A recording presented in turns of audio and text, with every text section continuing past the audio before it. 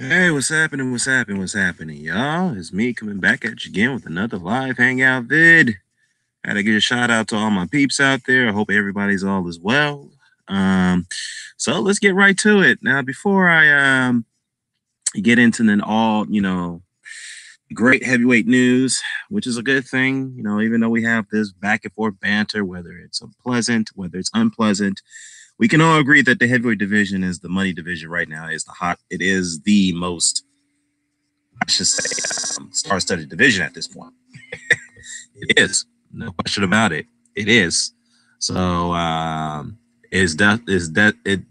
desperately needed the attention it never received for almost more than a decade when the Blitzkos was reigning. So definitely, we can all agree on that. But before I get into the Joshua and Miller's confirmation for the fight, which we all knew that was going to be confirmed sooner rather than later, over a week or two ago. And Wilder and Fury's deals rematch is close. All right, so let's talk about it here, okay? So Deontay Wilder and Anthony Joshua. Well, no. We're not going to talk about that. I want to talk about something that's a little bit off topic. A couple things. One, I got to say something about Floyd Mayweather, okay? Whether you guys like it or not, whether you're a big Floyd fan, which is your prerogative, but the man's a fucking coon, all right? Great fighter, yes, but he is a coon. There's no other way of describing it, okay? And yes, he's in debt. And yes, his promotional company is pretty much on life support after what's going on with all his fighters leaving him, okay? So that's all fact, not conjecture. It's not innuendo. It's all fact, all right? It is what it is. Deal with it. All right. Now, another thing too is that yes, when Deontay Wilder gets criticized, what's going on, Ross Clout? What's going on, Wing King? Oh, so you predicted Big Baby Miller by stoppage? Well, we'll see. The welterweight's still more popular than the heavyweights. Well, we agreed. I may have to disagree with that on that one, Ross Clot. Yeah, I never really cared for Floyd as a fighter. I mean, yeah, look, he had his antics after the Oscar De La Hoya fight, but at the end of the day, he is a great fighter. We can't take that away from him, to an extent. But what I can say is that again, back to my initial point, what I was going to say here. Now another thing too is about when Wilder gets criticized, other people get called a coon, and then they get called out for, not other people calling those other people like Andre Ward a coon for criticizing them, whatnot. And I have made multiple videos, or a couple videos, disagreeing with that and saying, look, I may disagree with Andre Ward. Sorry, guys, hold on for a second. My bad. Anyways, I love you too.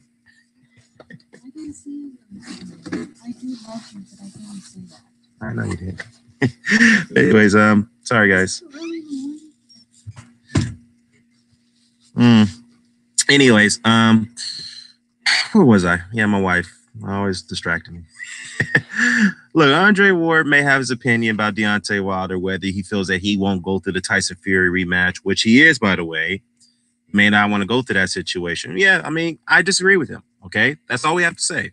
I disagree with you, Andre, but let's not forget that people had criticized you for that situation with Kovalev. Nobody believed that you can. We're going to go through that rematch. Fair enough. Rebuttal. But to call him a coon, yeah, that went way too far. Okay. Now, I know some people are going to, some people were, taking shots at other guys calling Ward a coon for criticizing Wilder, and they say, well, wait a minute, you can't call him a coon because that's legitimate criticism. He has a right to criticism. Fair enough. But at the same time, don't turn around and call Carl Froch and Lennox Lewis and Dillian Whyte UK turncoats whenever they criticize AJ. So it goes both ways. So you can't have it both ways, I should say. All right. So don't turn around and criticize those who call, who call people like Andre Ward a coon, which he's not a coon, by the way. Then turn around and criticize people who you deem as UK turncoats for criticizing AJ. So it goes both ways. Yes, I saw that video, Ross Clock. I respect Fred in a way, but that was bad. When Andre Ward pretty much, had confronted him. So yeah, that was pretty bad. Props to Fred though for recording his conversations though with him. I mean, that's noble, but still, Yeah, I'm live again, Joe host. Live again. Yeah, since I'm not traveling for a minute, I'll be on here. But just to give you guys a little bit of update, I am going to be traveling, the next couple months or so. So, yeah, got the traveling bug over the last several months, you know? So after my marriage, so it's good. It's all good and gravy. But I just wanted to throw that out there. So just don't sit there, people please. You know what I'm saying? Again, if you're gonna criticize others for calling out guys for calling other people coon for criticizing Wilder, then don't turn around and criticize those like Carl Froch and Lennox Lewis. Call them UK turncoats when they criticize AJ. So again, can't have it both ways. All right. So now another thing I wanted to bring up too, and I'm surprised I'm surprised that anyone, no one has even did a video on this, and I'm not sure if this obviously got swept underneath the radar, but some people question the zone's finances and all that because we're not able to see their books. Okay, they're a private company, so that means they're not entitled to show their balance sheets, which is great. They don't have to do that. They're a privately owned company, sports streaming platform. But what I can tell you is that the founder and the owner, who is a billionaire, by the way, they call him Leonard. Now, some people don't know he has close connections to the Kremlin, who, by the way, this guy's under a inquiry, or I wouldn't call it go as far as say as an investigation. He's under inquiry by the special counsel Robert Mueller here in the United States. So I don't know. I'm surprised no one's done any videos on that.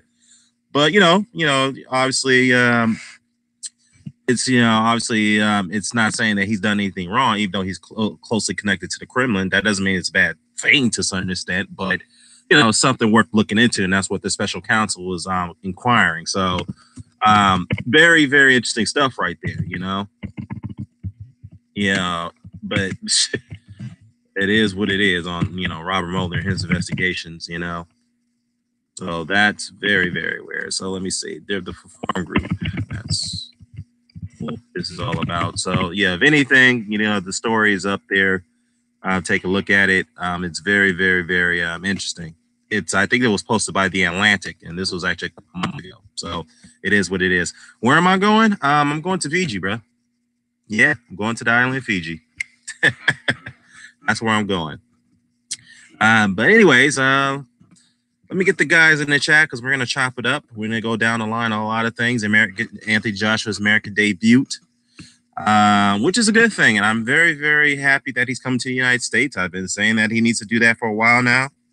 I know got a lot of pushback from a lot of guys who are saying he don't need to come to the United States. There's no money in the United States, this, that, and the third.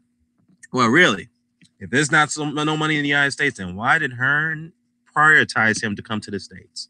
I said this once and I said it again. Why is he doing it? Because he knows that he can maximize his profit potential here rather than the UK. I'm not saying you can't make no money in the UK, but it's a small pond. It is. You can only go so far with it, and I have to say that they've maximized their profitability and their profile over there. It's time to expand it. You can do it here in the States, where you can earn more. Your earning potential could be a lot greater than it is in the UK. It is what it is. All right.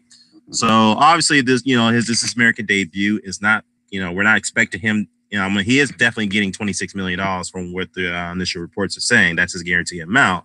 But as far as the zone, who's forking out this cash and is, for him and Big Baby Miller, expect them to lose money on this fight, especially given the fact that Joshua is pretty much unknown to the American public. So it is a start to get him out there to increase his profile to, in the short term, lose money on a couple fights, I believe. And then hopefully somehow, some way they can make that money back on his third or fourth or fifth fights in the States. So that doesn't mean Anthony Joshua won't return to the UK to host any of his fights there. That doesn't mean that's not the case. But if way things are going, this is only speculation. The way things are going now with this move, it looks like the Anthony Joshua's days in the UK, and just my opinion, it'd probably be a while before we ever see him fight there again. I'm just saying that's a possibility. Way this is happening. And I know Sky Sports may not be happy with that because, that is their cash cow.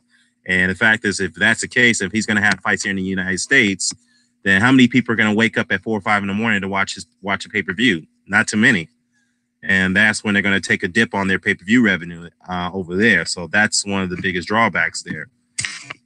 M. Reynolds, what's happening, brother?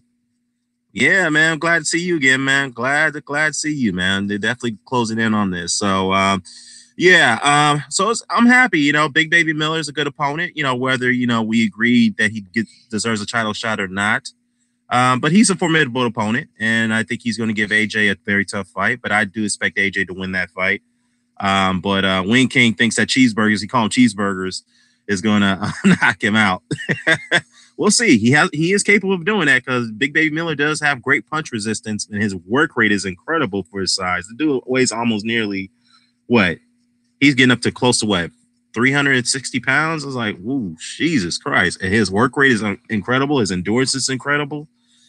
His punch resistance is incredible. Now, let's not get it twisted. Now he hasn't, in my opinion, he hasn't gotten hit quite as hard of a puncher like AJ, other than the Wilder sparring days when Wilder sent him to the hospital. So, so his last fight was at 298. Okay, yeah, I was thinking about the Automac fight when he was at 320. So he scaled down a little bit after the Automac fight. Okay, cool.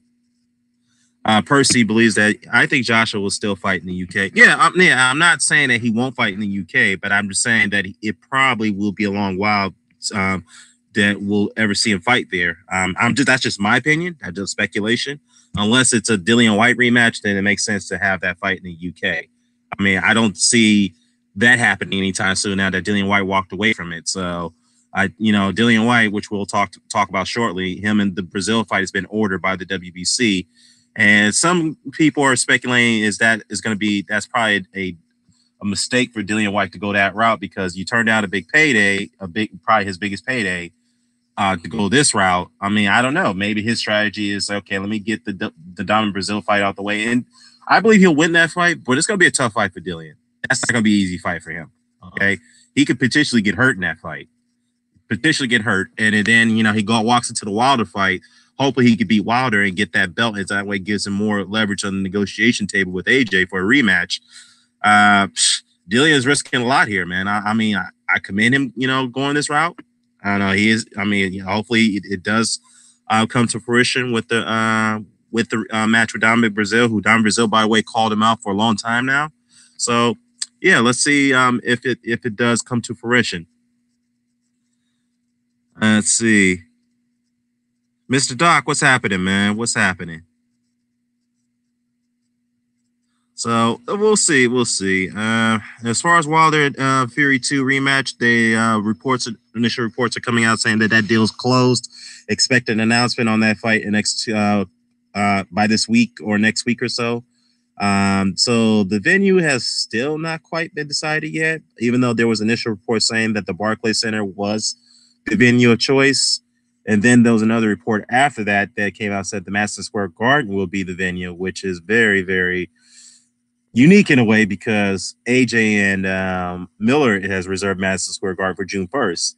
So the Madison Square Garden will be reserved for Wilder and Fury rematch on May 18th, which, wow.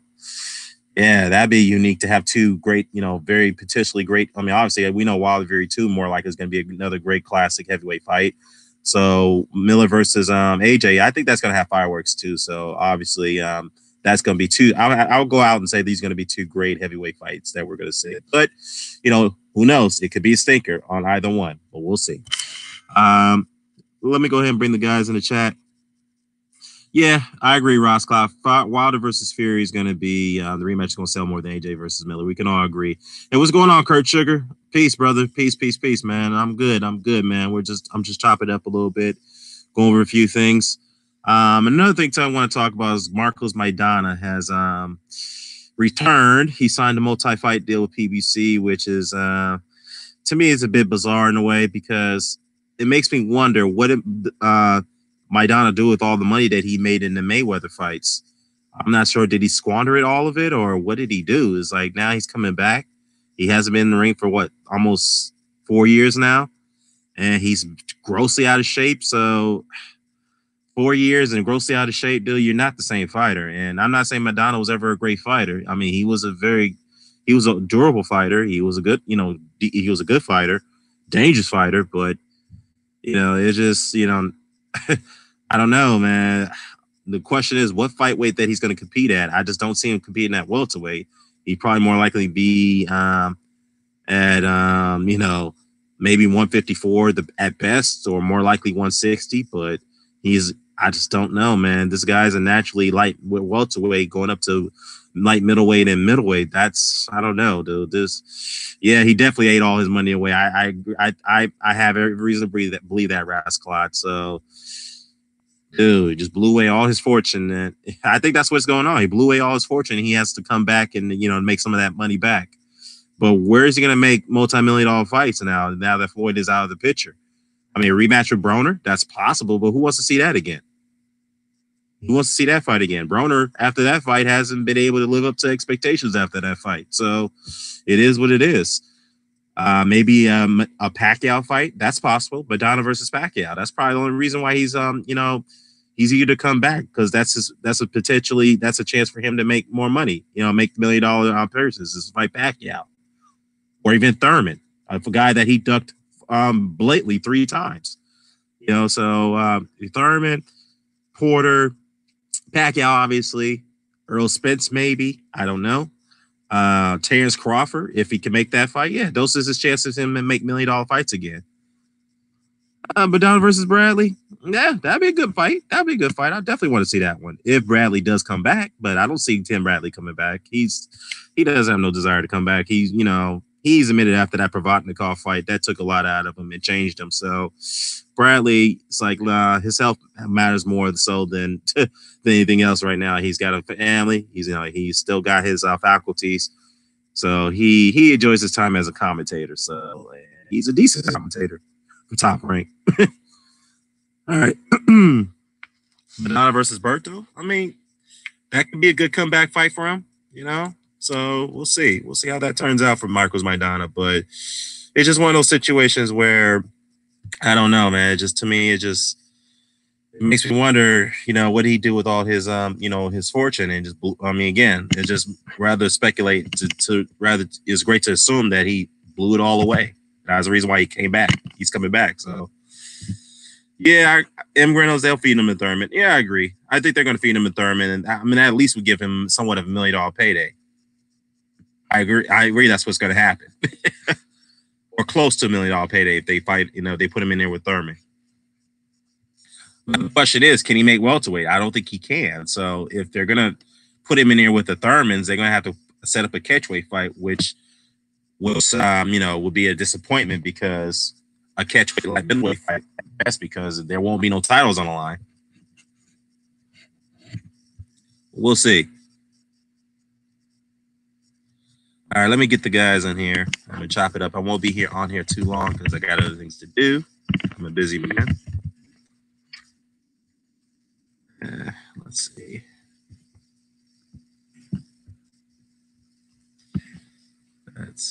Let's see what we got here.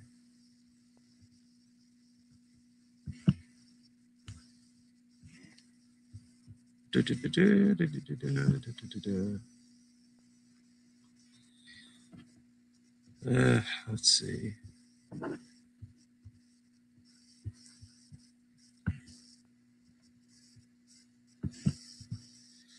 All right, let's get some guys in here.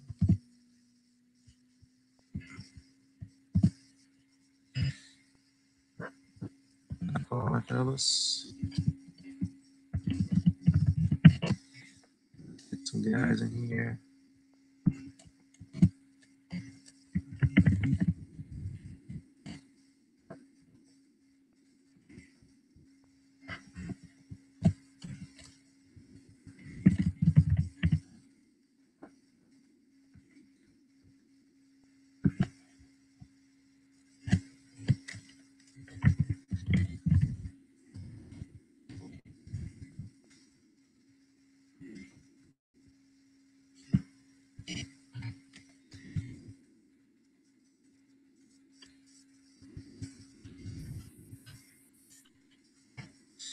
Dan the man. Yeah, what's happening? EJ. Yo, man, what's up, man? We live. EJ Boxer live here. Dan the man. Yeah. Yo, so I know what it is. It's Joshua and Big Baby. But Eddie Hearn said that last year, Nez made him trip up last year. So that shouldn't be a surprise now. What's up, Doc? What's up, It Mr. shouldn't Doc? What's going on, guys? So what's up? It shouldn't be a surprise though, isn't it? No, it's not. I mean, we here's the thing. They were planning this last year, so it's not really a big surprise that they made this move to me. Of course, that got scrapped due to the Pavecka and the WBA situation, but you know, they were planning to transition Joshua out from the UK to the United States. I think more than 2 years, you know, for the last 2 years now. So it's, you know, and again, and as I stated earlier, I'm sure Mr. Doc may have chimed in on it. You guys may agree with me or not. I think to me at this moment, Joshua's presence in the UK has kind of ran its course a little bit. I'm not saying he won't come back and fight there unless like it's a Dillian Whyte or a Tyson Fury fight. What I'm saying is that you maximized your profile there already and your earning potentials, potentials. Now it's time to branch over and try to maximize it and increase that more here in the States where the money is at. So, I mean, that's a priority now. So that's just my take on it. That's exactly what they're doing, trying to increase his profile here. What do you guys think? I think it was full.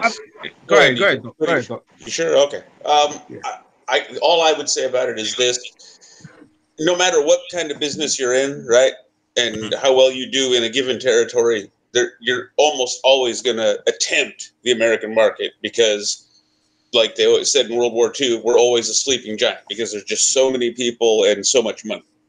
Right? It's tough. Right. It might be tough to break into, but it's too much money and opportunity to not try. Even if boxing, for example, isn't, you know, in my opinion, it's getting better, but it's overall in a terrible place compared to, you know, the 70s and 80s, like I remember, right? Or even the 90s, by that matter. Sure, but, or the 90s. Yeah. But nonetheless, it's still too much potential. Right, like I said, it's a sleeping giant. If you can find some way to, you know what I mean, spark that interest somehow, some way, you know what I mean. That's the thinking of, you know, the people with the money in this kind of situation. Right, and I agree with that. And you know, and I'm not going to say that, you know, boxing in America. And one last thing I'll point out. One last thing I would say is this, to your point, you know, because I don't really get into the business thing of this, but in general terms, we can talk. Like you were saying, you know, he's kind of solidified his base in the UK.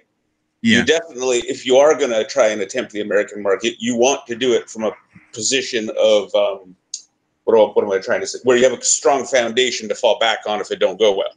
Exactly. That's a good point. You know, it's not right now. The American boxing market, you don't want to be rolling the dice. You know what I mean? And pushing all your chips to the middle of the table.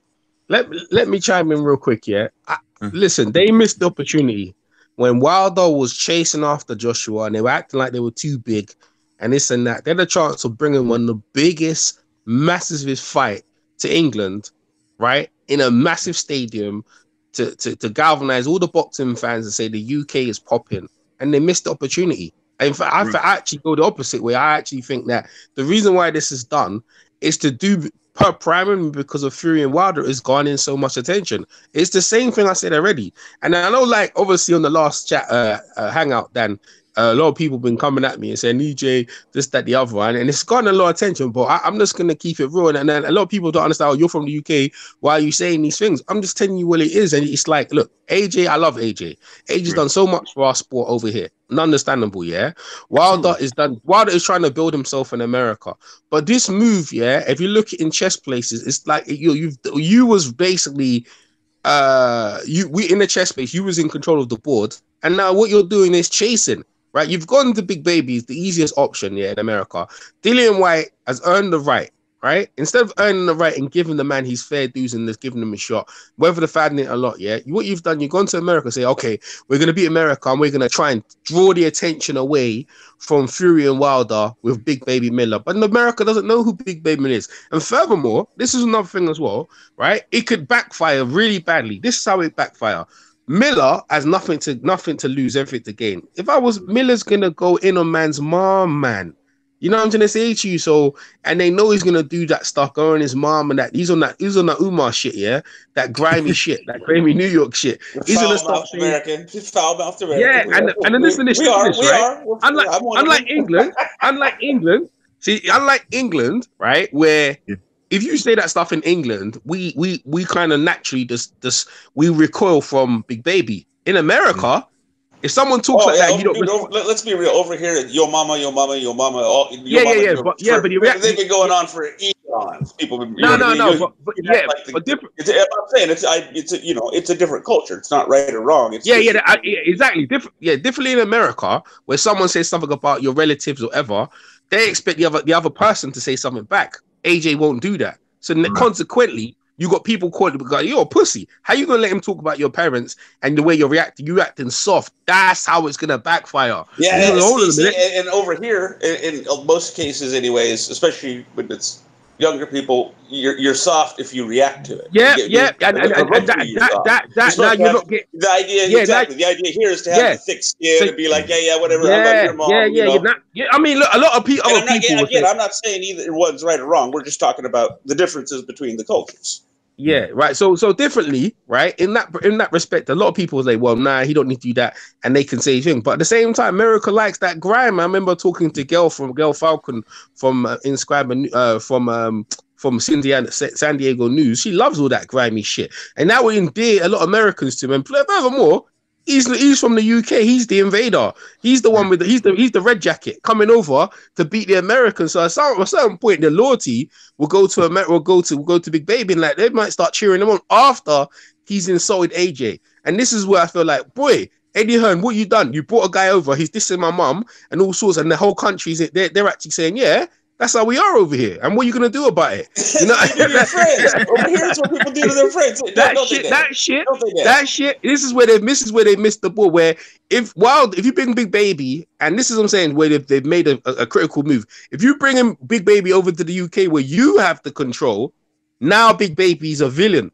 That's great. That's great. And you're the hero. You continue, you're still strong. But in my opinion, you've moved into America with at the wrong timing, at the wrong thing, when Fury and Wilder still got on attention. And to me, this is why it's going to backfire. Now, he's supposed to win the fight, and he should win the fight.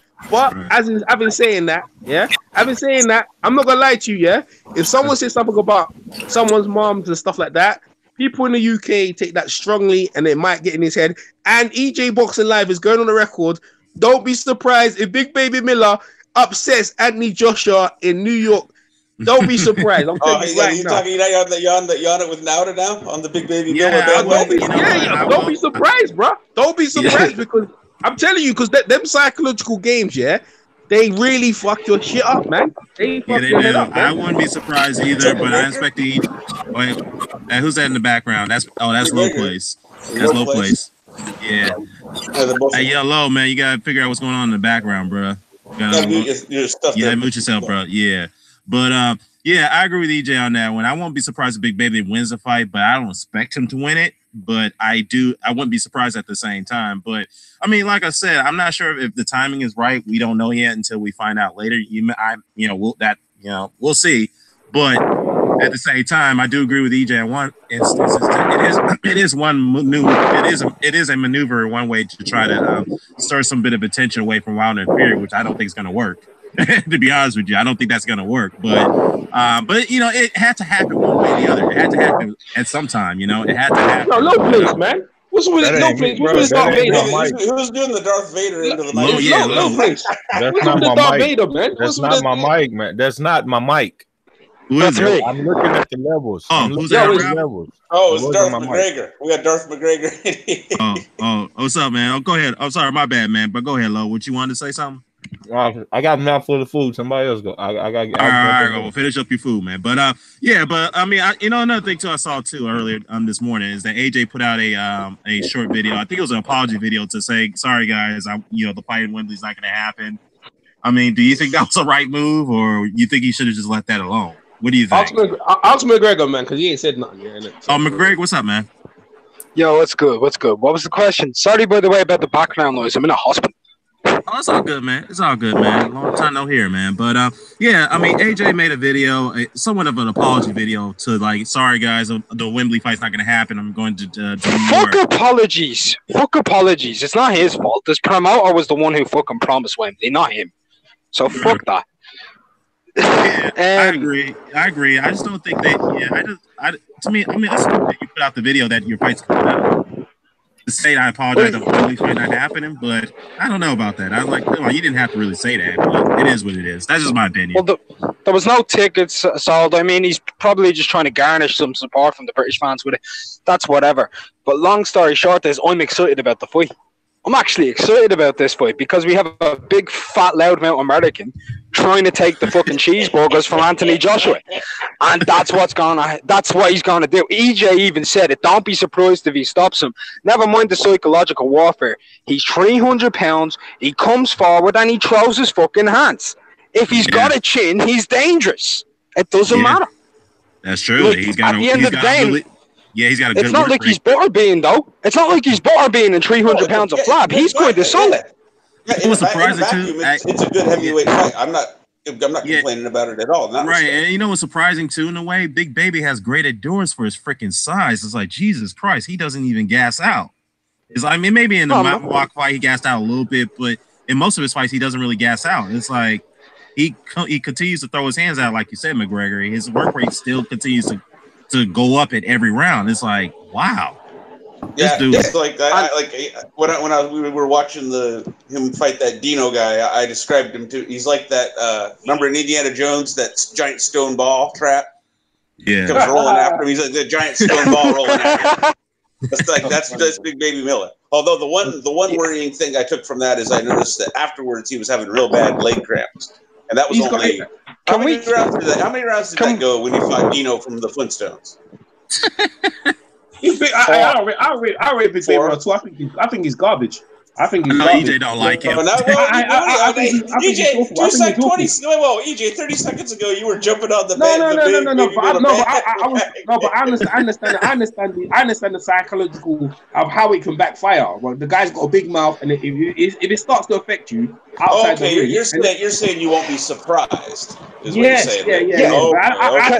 think he's garbage. I think he's garbage, though. I ain't gonna lie. I don't rate him at all. But you're saying it's possible. You can see how the psychologicals. I can see how they made a mistake in terms of on the movement, and I can see like they're doing something because of what Fury and Wilder did. Obviously, it's forced, but you gave up the fortress. It's like a castle. You have your castle, and then you gave up your castle, and you're traveling out now to go and to try and get another kingdom. Like, why would you need to travel out when you've already said that? Why do we need to go to America when we've got everything here? Didn't he say that with his own mouth? Yeah, exactly. That's the irony of it. It's like, you know, and you know what? That just kind of made me think, EJ. I think that's what he's going to say if they end up with shitty attendance and no buys or whatever. You know what I mean? Well, and here's the thing. He's going to say, see, we tried it out here, and it's the market just is crappy. So why should we bother?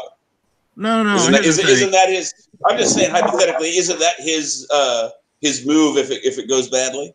No, that's not his move. They understand they're not gonna grab immediate attention in the first two fights. They know that it's gonna take a little time. This is a different market. This is a different landscape. Then now let's say bigger picture. If he tries it, say his plan is 4 fights, just hypothetically. Yeah, let's say 4 or 5 fights. It's going to take at least 4 or 5 fights to gravitate towards American audience. But at the end of 4 or 5 fights, it's clearly not working. Isn't his play basically going to be, see, I told you the American market's in a bad place. We could do way better. I mean, that's possible. They could play that angle, but, at the same time, what I want to point out is that people have been fighting me over this for the last 2 years now, argue with me saying they don't need to go over there. The American market is a shithole. There's no money there. This, that, and the third. I dispagree with that. Can I chime in for a second? Like I said, there's just too much potential. Go ahead, McGregor.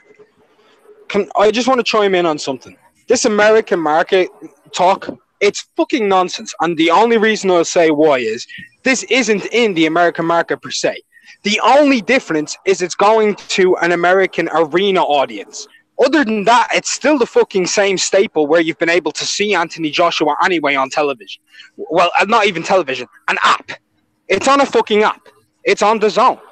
So it's not like he's going on to Showtime, and I don't care how much he's getting paid. That means nothing in terms of the amount. Obviously, I'm not saying you do, but I'm just saying. That's not my argument, DJ. My argument and my complete argument is he's not going to a broader fan base. He's going to the same fan base he's been going to for the last 18 months. No. I disagree. Yeah, I don't know about that with McGregor. But Yeah, hey, EJ.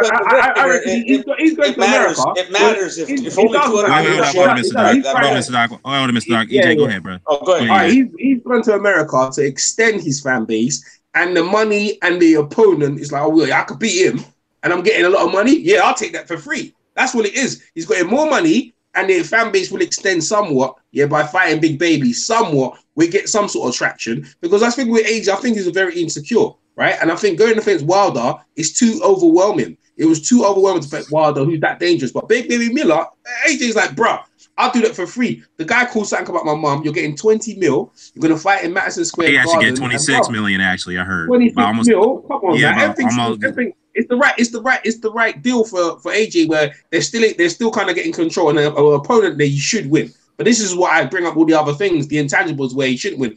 I'm sure McGregor's at a point where he doesn't agree with that all that stuff, yeah. But what I'm saying to you is this: end of the day, this psychologically, this could be a bad chess move because I'm telling you, I wouldn't personally give up the castle, come out my castle unless I knew that things are 100%. So that's what this has been about. Oh, we need to keep it in the UK. We need to keep this, that, the other. Now, come on, man, you're bullshit. And they didn't care about money. Oh, it's not about money. It's not about the 50 mil. So then you're leaving for 20. Come on, man. Like, what's going on there? Like, yeah, exactly. You're getting 26 million. You're guaranteed, and that's the biggest purse he's ever gotten in his career so far in the United States. Look, I'll be surprised if Anthony Joshua. Look, I'll be surprised if he gains 500 fans from this. The only reason why is 90% of the people who follow Jarrell Miller on Twitter anyway follow Anthony Joshua. So, like, if you know who Jarrell Miller is, you're a hardcore boxing fan. That's hilarious. Well, let me ask you this, McGregor. Let me ask EJ and McGregor this question. The American market is shit, though. Tank Davis only did 500,000 views. Yeah. Like we are shit. We are shit. Well, like, we ain't. No, I'm not saying you're shit. I'm not saying you're shit. We are. What network? No. What network? What network was he? We got a reason to be. Hold on. Let me comment on that. First of all, that fight was poorly promoted. So of course, but we shit, and we got a raise. Yeah, of course, it was a poorly promoted fight. Of course, it was a shit fight. Yo, can someone? What network was it on? What network was it on? It was on Showtime. We American fans are shit, and we got a reason. Our amateurs don't produce. Listen, we ain't winning no gold medals. Our guys over here are Adrian Broner failing. We got boring ass fighters. Man, this dude, or Terrence Crawford. Terrence Crawford almost 3 million views. He's fucking boring. Dan, let me make my point. His point about the amateur system is correct. Let me make my point. Tank Davis, we got guys that's young. Tank Davis ain't done nothing. Little smile. Our heavyweight champion took 10 years to finally even act like he wanted to do something. Adrian Broner was supposed to be a damn superstar, a fucking clown he turned into. You got Terrence Crawford when he did a pay-per-view, 50,000 people buy, and they seen you run laps around them. We got a fucking Andre Ward. He leaves, comes back, does what. We got a reason to be fucking tired of these fighters. So we are shit over here. And I wouldn't have never came to this motherfucker, but we got to blame Dillian White ass because he didn't want to take a rematch and when he got his ass kicked. So all this psychological. Leave the Loyla the fuck alone. Will you stop going on about the Loyla? You haven't been this mad since Darnell Boone sparked your man. Dude, why you always complaining, low plays? Jesus Christ, There's no damn reason for us to be fucking good fans over here, just about. And why not good fans? If it's not for Dillian White, these people don't come over here, and I don't blame them. Get out of here, man. First of all, we're good fans. We watched Wilder versus Fury. How can you say we're not good fans? Hidden within all that ocean of haterade that he's spewing, there was a nugget of truth, and that was when he mentioned the fact we don't win gold medals. We used to win them for fun, and I agree that our amateur system is in shambles. It's in a shambles. Yeah, what was our last medalist in the Olympics? Wilder, wasn't he? People still care about Floyd. He was the last medalist and the last gold medalist. I think it might have been Ward. Ward was our last gold medalist, and then Wilder was our last medalist. The very last Olympic gold medalist from America was Andre Ward. Won the last medal. That was 2004, wasn't it? That was 2004 at Athens. Yeah. And I don't even think Shakur Stevenson is the last medalist. He's the last one. But that's right. You're right. Yeah. Shakur Stevenson was the last one. Yeah, right.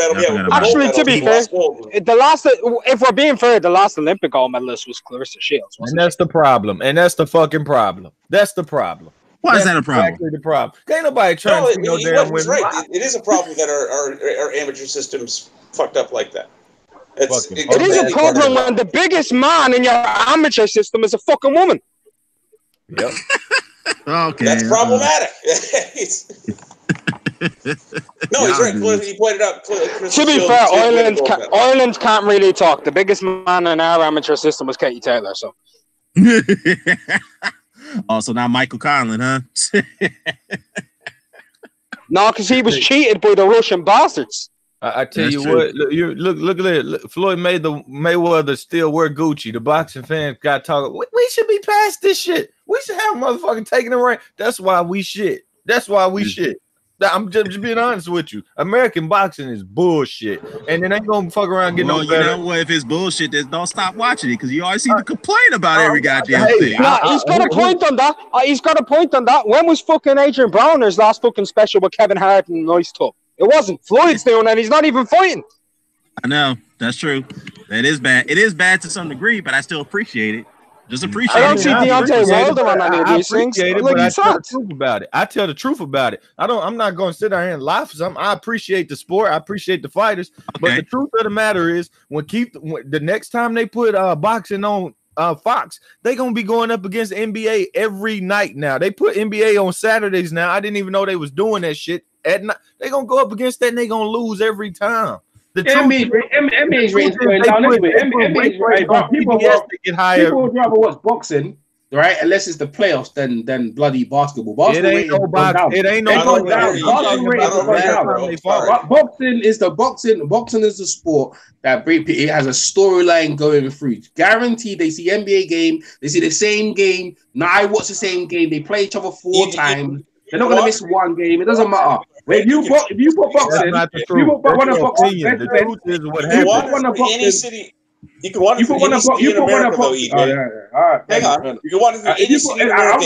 You'll run into one at a time. You'll run into but EJ just saying an opinion is not true. The numbers came out. Steve Thurman got his ass kicked by the NBA, and they will continue to do so. I'm not talking about Thurman. I'm talking about like heavyweight division.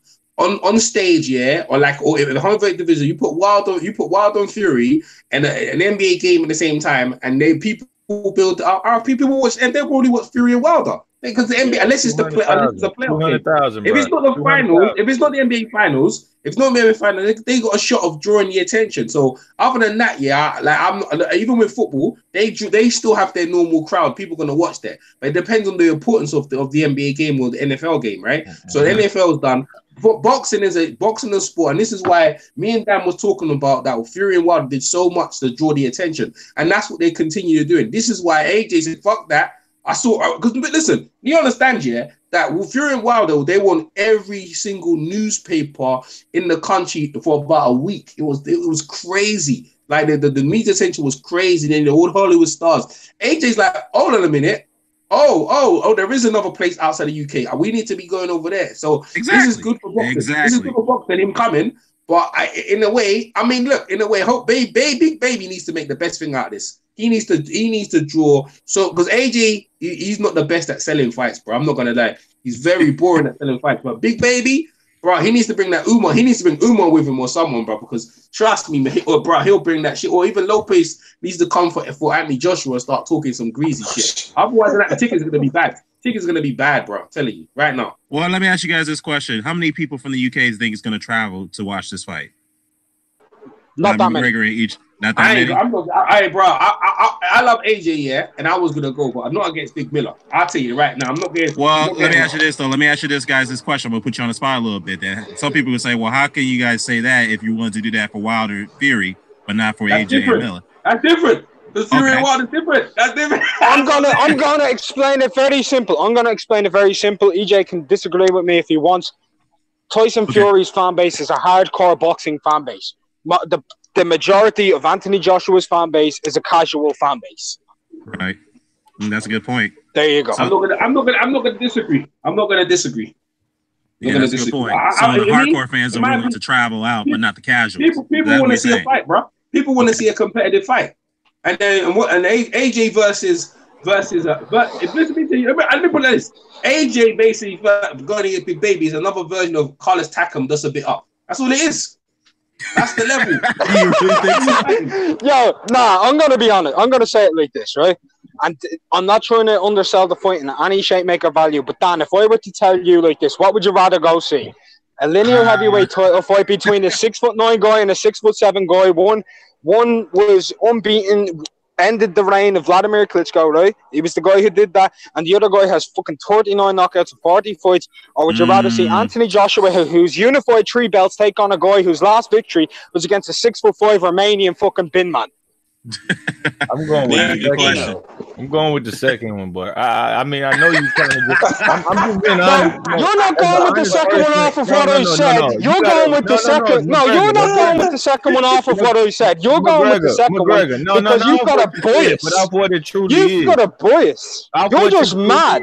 Off what you. You're just angry. Having a bias? No. No, not when did that happen? Not what you said, but actually what it truly is. Like, I know how bad Deontay Wilder. I really don't want to see him do that. Honestly, wait. You're honestly going to tell us. Hold on, no. So you're honestly going to tell us. People who say that Fury is ass. So you're honestly going to tell us you rather see AJ versus Miller rather than Wilder versus Fury. I honestly would rather watch Gerald Miller fight than to see Deontay Wilder fight the way he fights. Oh man, he trolling with that one. I don't want to learn if he can make adjustments. I don't want to it's like me going to a special ed class expecting to learn. I know he can't make adjustments. I already know this 2+2 shit. I seen him fight. Wait, hold on. Did Low Place just say it's like going to a special ed class and expecting to learn?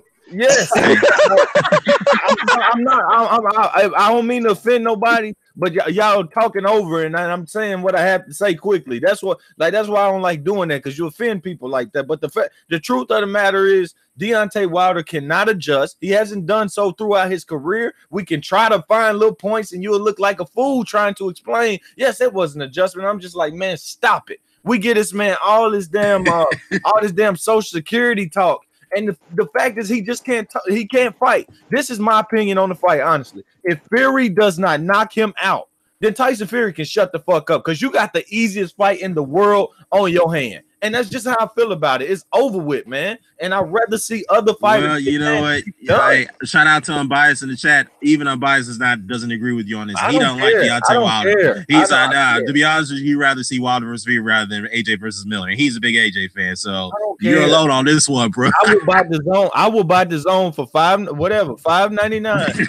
Or I pay $70 for the worst fighter I ever seen fight. He is the worst fighter in my eyes. Now, see, look, that was very clever what you did there just now. Very clever, very sneaky, but it's an entirely separate discussion what you just said right there. No, I'd rather pay. I can have my say. I'm going to get my say in here real quick, and then you can continue on.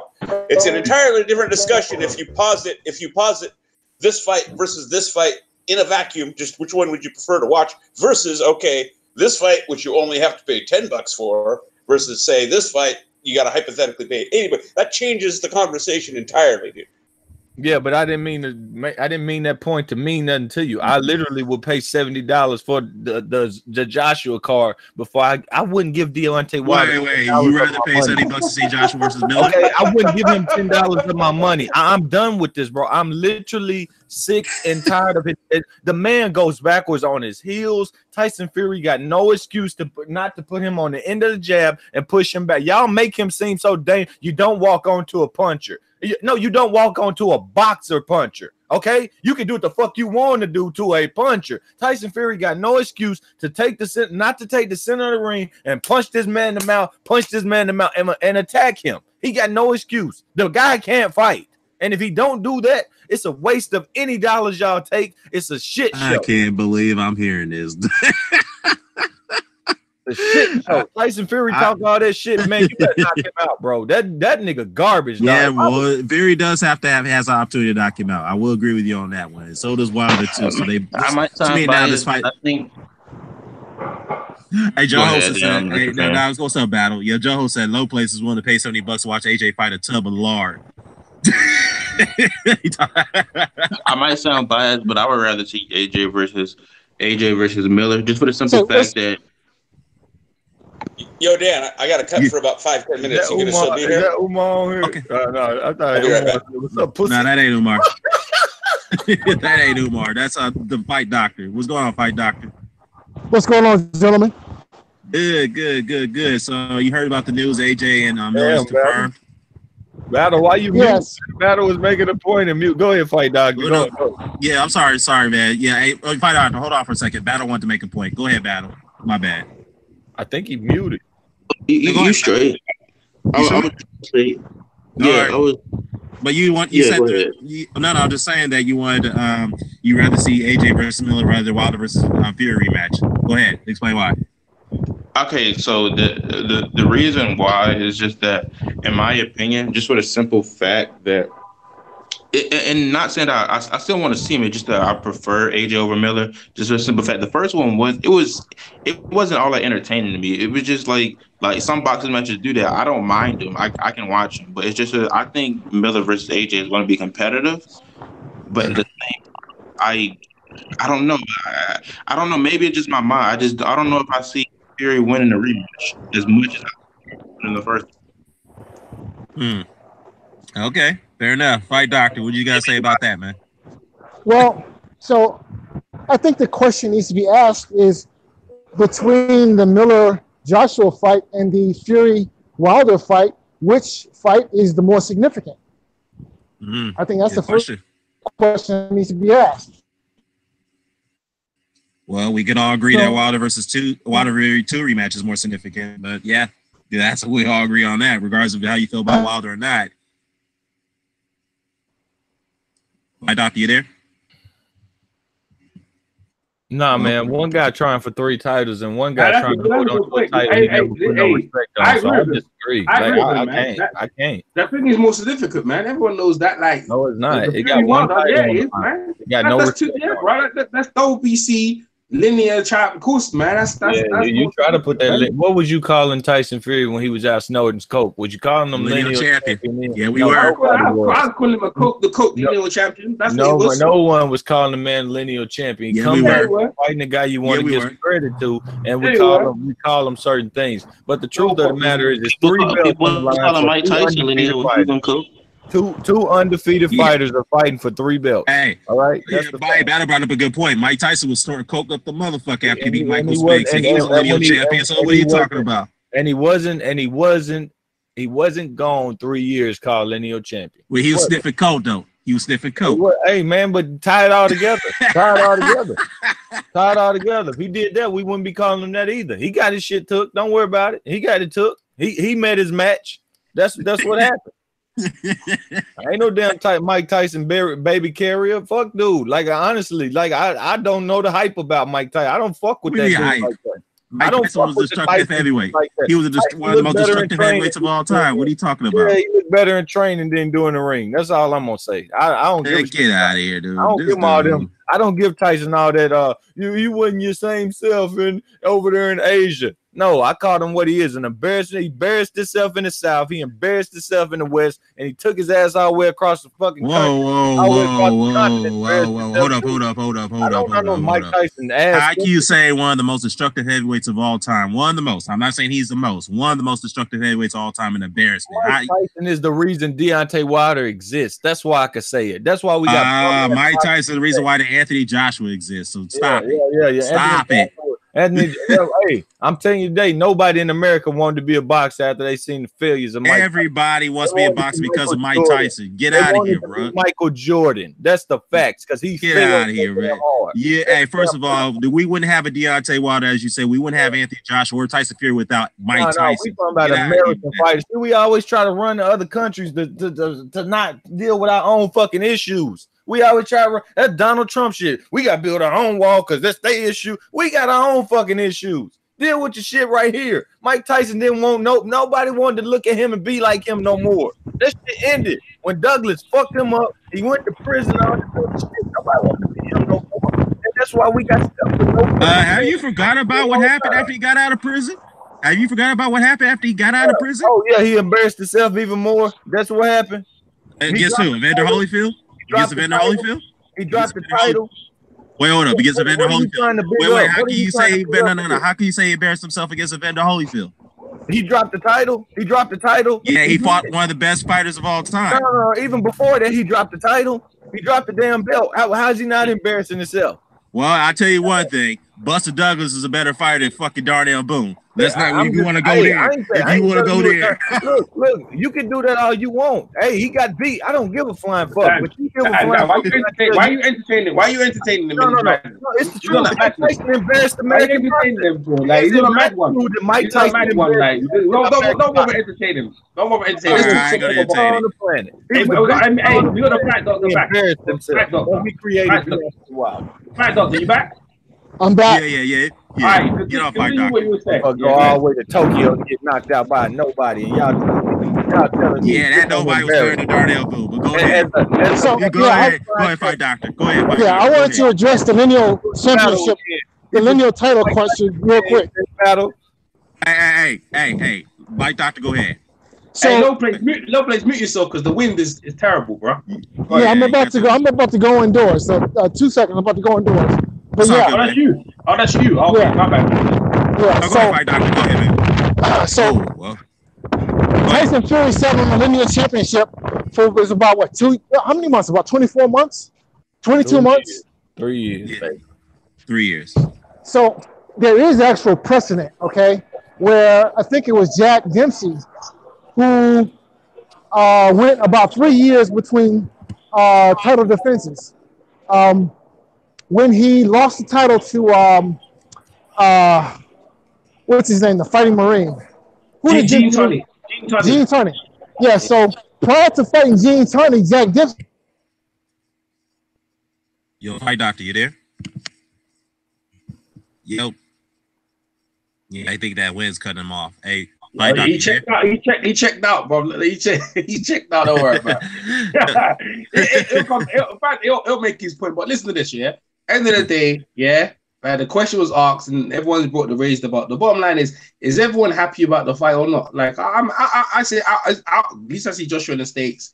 Let's see. Yeah, I'm happy about both heavyweight fights, and I was going to get. Are you guys going to go New York though? Like you guys in the States, and then you guys in Mr. Doc and like Dan. I travel a lot, so I might be going there. I travel a lot, so I might head over to New York. It's a 5-hour flight from where I'm at. So yeah, Battle. I might head over. You know what I mean? I might head over there. Dwayne's there as well. Like any of you guys, Dwayne gonna travel. Like I'm not. I'm expecting to go for the Crawford one. For the Crawford and Crawford. I don't know, man. Yeah. What about Wilder Fury too? Y'all gonna get over there too? This is If fuck y'all go, I can find a way to get up over. What's up, Bao? Well, Joe says, "Hey, Joe Host, who's from the UK, he said he's not too happy with that AJ and Joe Host. If I'm correct, are you saying you're not happy with the AJ and Miller fight? Blame Dillian. Blame Dillian. Why Dillian's fault? Why is it his fault? He could have got a big ass payday to get his revenge back. He fucking scared. Y'all would have had a big fight in the UK.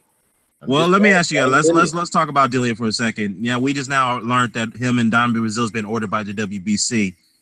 And do you think this is a good route for him to go? To go get that mandatory shot if he beats Brazil, and then then he'll be in line to get Wilder. What do you think? See you when he get in the ring. I blame him. I don't. These heavyweights, they assholes. They assholes. That's all I can tell you. Well, the question is, all of them except Anthony Joshua a bit of assholes. You got 3 belts and you got dudes running from it. I just don't understand it. What's the point in going to get the belts if you don't get rewarded? I mean, if I'm a fighter, fuck you and your belts. If you even put these guys back in sanctioning bodies when they play with me, dude, I ain't paying y'all shit. You know what I mean? I wouldn't. Like, what's the point of being a champion if people can't respect what you went and got? I just don't get it. That's just retarded. Yeah, fair enough. But, some can argue that, as Dillian said, that AJ's playing with hardball in the negotiations. So I got the right on it then. I got 3 belts. That's fine, but that can only carry you so far because in Dillian's position, he's like, well, wait a minute. I'm a pay-per-view star too. I drew more than your last opponent. He didn't draw shit. Then how can you going to lowball me, give him more than me? Dillian Whyte. Povetkin been selling out stadiums before Dillian Whyte ever fought. Did he sell out stadiums in the UK? No. The truth, it doesn't matter where he sold them out at. Wilder it does matter because he's a nobody in the UK. No, damn. Wilder ain't sold out one in the UK, but he would. Wait a minute, hold on. Wilder is well known in the UK than fucking Povetkin. It don't matter. Wilder ain't sold out one in the States. Povetkin been selling out his shit before Dillian Whyte even knew he was in. So that justified him to get more than Dillian Whyte. And he's an unknown. Been on the circuit. Dillian Whyte doesn't matter. But the fact is, was he known in the UK? What's he doing in the UK? The UK, one place. Povetkin is a bigger. Povetkin, his money behind him is bigger than Dillian Whyte. He looking at everybody else. Povetkin got in the ring, got to fight for a title. That's all I know. And he got knocked out. We can applaud him. He can move on. Delilah punk ass might get beat by this dude right here, and we might not hear no more from him because he's fucking selfish and stupid and scared to go get his payback. And y'all like this shit. Man, I can't believe how you guys turn on Dillian Whyte, man. Why you turn on Dillian Whyte just because he wanted to stand on his principle? I'm not gonna ride with nobody who about to run you into another fucking car. I'm telling the truth. What the fuck? Well, don't you find it kind of bizarre that you have a 3-belt champion who is arguably probably the biggest name in boxing right now can't have it struggling to get fights? Did you find that kind of odd? Look. If Jerry Hurry got 2 belts and somebody come over him talking about this, and Tony Harrison come talking about you owe me this, I already whooped your ass. The people know it. You don't want to fight for my legacy. Get your ass on. That's how I feel about it. You ain't a real man. Well, I can understand it's a one-off with. Yeah, I understand. I can understand it's a one-off with one fighter, but 3 fighters, that's kind of unusual. 3 fighters that don't want to fight for 3 belts. No, it ain't unusual. I done seen it. If you're the biggest cash cow, you can't get fight. I seen it no less than 3 years ago. A lineal champion had people wanting to steal his damn money. That's what Mike Tyson was a big cash cow, and he had no problems getting fights because he had to overpay opponents. Tyson. I'm talking about the pussies we creating today. Yeah, Joshua, media, and we creating pussies. You gotta get guys in the ring. You gotta get 3 belts. That's what we do. If you want to get guys in the ring with you got to overpay them, just like he did Povetkin. So this is plain and simple. You got to overpay guys. Povetkin was a mandatory. They could have stole the fight, took it to Russia. Dillian do not have that leverage. Does he have that leverage? No. Leverage of what? He does have leverage with his numbers, with his attraction. He does have leverage on that. He have the leverage of stealing the fight and taking it to Russia with Robinski or anybody else. No, he doesn't. And he does not sell. You can hate on Russia all you want. They fucking people just like us. They got money. Dillian ain't got that. We all know they got money, but what I'm telling you is that Povetkin was an unknown in the UK. Number one. Again, number two, Dillian does have a principle that he's a draw himself. What does it have to do when you have to negotiate and say, okay, you're unknown? Yeah, I'm unknown in the UK, but you know what the fuck I do? If you don't pay me what I want, I'll take this fight and I'll sit that shit in the middle of Moscow. Now what? And then you guys sit there and say he got a point, AJ. Now when Dillian come to the table, hey, you whooped my ass before. I came up and I tied your shoe. I came up like assistant under Knuckle Thompson to you. He came up like a little baby brother, and you talking about why can't AJ? If AJ is a big cash cow, why can't he just overpay people like Tyson did this time? That's the point. What's the point in getting the belts? If you're not, that's the point. Y'all preach this undisputed, on this, on that. What's the point in having the belt? Well, that's what Tyson and Bill Caden had to do. My reward. Jim Jacobs. That's what Tyson, Bill Caden did. Jim Jacobs. That's what he had to do. Hey, he's stupid to me. I wouldn't give him shit. You're not making sense, bro. I had a legacy. Fuck him. Facts. I overpay who got leverage. I would overpay who got leverage over me that I couldn't deal with. Yeah, if you want to get that belt, if you want to get that prestige, you got to overpay people. And that's what he did. That's what he did with one belt. He did it with one belt. You don't do it. Yeah, he did with Charles Martin. You don't do that with Charles Martin. Well, what? And when you get them belts, you don't do this shit every day. Say, I'm y'all pussy, y'all come fuck me. So let me get this straight. Is it more about legacy or is it more about money? He got legacy. He got 3 belts. What they got? That ain't legacy. That ain't legacy yet. Joshua still got work to do. You can't hide behind the best resume. You cannot hide behind the best resume in the heavyweight division forever because there's still guys to fight. Dan, what's the goal? What's the goal, Dan? Bruh. He's got 3 belts, but there's still he's got 3 belts. He's got 3 belts. And he still got work to do. He still got guys there to fight. Okay, so he done 75% of the work. They done 0% of the work. He got more work. 65%. 65%. Your hate. It ain't no hate. It's fact. I'll be saying the same thing for Wilder. I said the same thing for Wilder. Wilder's got work to do. Tyson's got work to do. Big Baby Miller certainly got a lot of work to do. This ain't about them. They laid in a circle together. Ortiz got work to do. Yeah, I said that, Rasclap. They all got work to do. Joshua, did more of the heavy lifting. Yeah, but this ain't what you've been arguing. I get that. Wait, you know what? No. Hey, bro. Hey, stop. Joshua did the heavy lifting. Yes, he did. But there's still other heavyweights for him to fight. Okay, he still got a little bit more work to do. Okay. So I did 75%. I did 75% of the work, and you tell me, and that's it. So 75% I'm done for today. No. So 75% of the work. Overpay everybody to get more work. Why? This is my Why not? Tyson did it. This is my job. Why Tyson did it? This ain't for you. This for my pockets. This for my legacy is I would be holding 3 belts every time I fight. And if you don't want to fight, guess what? Well, guess what? I'll tell you one thing. If Eddie Hearn did not move him quickly, we will not be having this conversation. This is what happens when you move your fighter this quickly in a position to get the title in less than a few fights. This is what happens. People expect too much. People expect too much. No. The world can hate AJ. That's crazy. First of all, hold on, battle, hold up. Hey, shout out to the Monopoly. You know, he's a big AJ fan. You know, he and I don't agree on a lot of things, but he does agree with me. He said, look, AJ does need to face Wilder. He does need to face Fury. He does need to face Ortiz. He is fighting Miller now. He has to fight Pulev. And he got to fight these uppercomers like Filip Perkovic and Tony Yoka. I'm not sure about those two, but I see what you're saying, the Monopoly. So there you go. This is a big AJ fan. There's a lot of double standards to that, because when AJ was going to fight Pulev anyway, you guys were like, oh, yeah, why is he fighting Pulev? Why is he fighting? Nah, not me, Dwayne. Don't put me in there, brother. What I'm saying is, listen, that's what I'm saying. Like, I'm not saying I actually want the Pulev fight. I want the Pulev fight. I'm not saying you specifically, but I'm saying, like, you know, like, if you fought Pulev and beat Pulev, they'll say, "Oh yeah, but Pulev ain't nothing." Blah blah blah. Then the one for me, is look. I want to see him fight Ortiz in it. I want to see him fight Ortiz because I want to see. Yeah, and again, that's a point, and this is my whole point I made, Dwayne. I'm not saying AJ did all the heavy lifting. I get that, but there's still other heavyweights we want to see him to fight. We all agree on that, and I don't want to talk about you don't need to do anything else out of that. I guess maybe this is just me, Dan. I want to see all these heavyweights fight each other. Thank you. Of course, that's what I want to see. Miller fight all them dudes. I want to see Fury fight all them dudes. You know what I mean? Point of and I want to see all them dudes fight each other.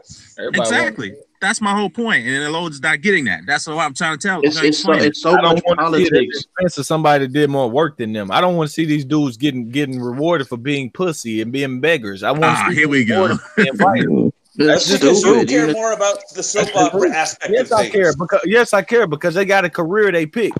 And what's the point in going to be a champion if I can sit at the negotiation table and feel like the fucking challenge?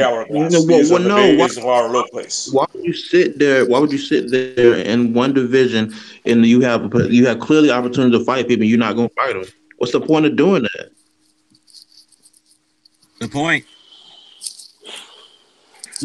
Me personally, I just look at it as a thing of like where like at the end of the day, they're gonna have their excuses for not fighting. That Wilder's people are not gonna have their excuses for not taking the fight right now.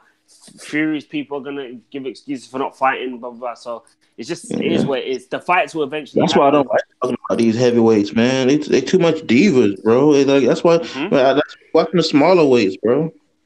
Nah, the small weights are just as divas as the heavyweights.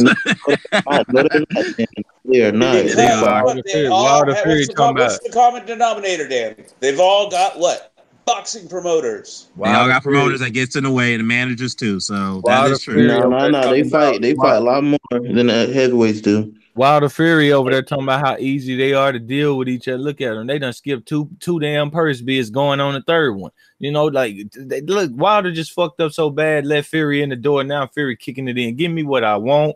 You need me. I don't need you. That's how he treating them right now. That's how he treating them right now because of all his failures. And because of his failures in that ring that night, everything that fails at heavyweight is because of Deontay Wilder's failure to fight for 3 belts and the failure to knock that damn cokehead out. And you don't have to love it, but it's the damn truth. Oh, fair. Joshua had an opportunity to fight him too and turn him down. I didn't want to see no cokehead fight. Well, I ain't like y'all. Let's be fair here. Anthony Joshua had the opportunity to fight him too. He turned that down as well. Ain't nobody like y'all. Ain't nobody.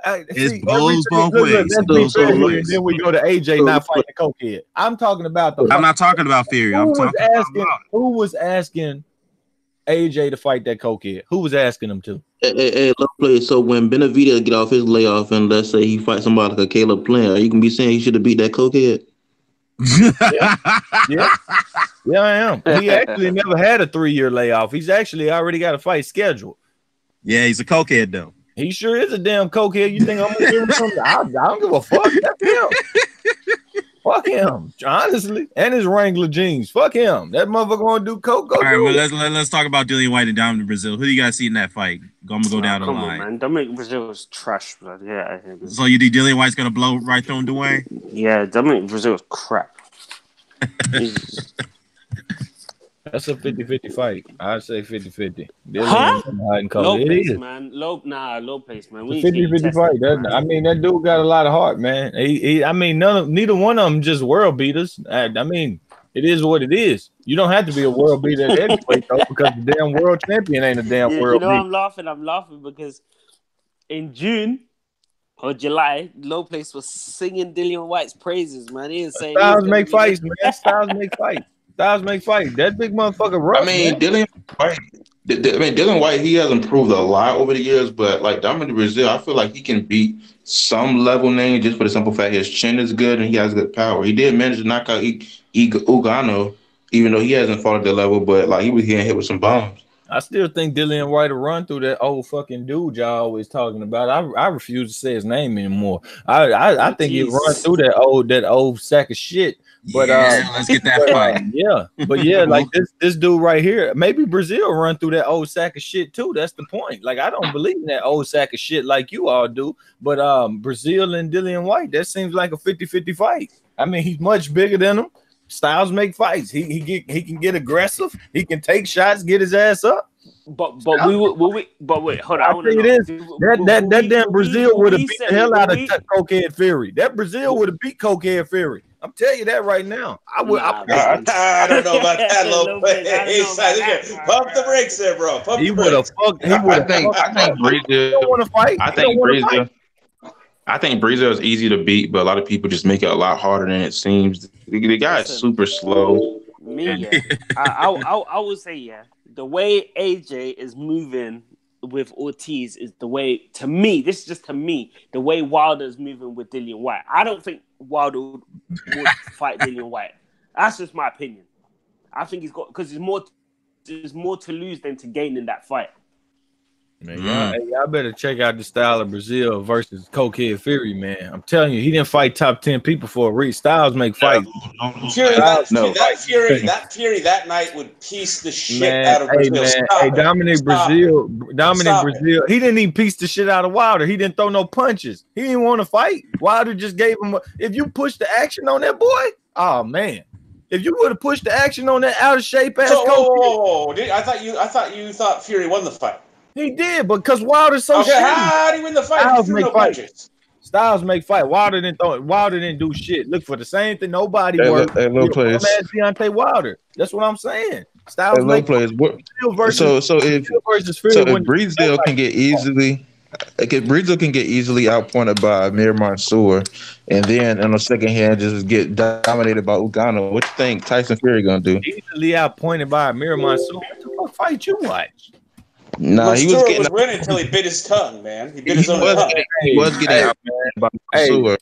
Hey, you want to go all the way back? You want to moonwalk your ass back 3-4 years? Exactly. Now we're going all the way back. You do that all the time. If you want to moonwalk your ass back 3-4 years, you feel free.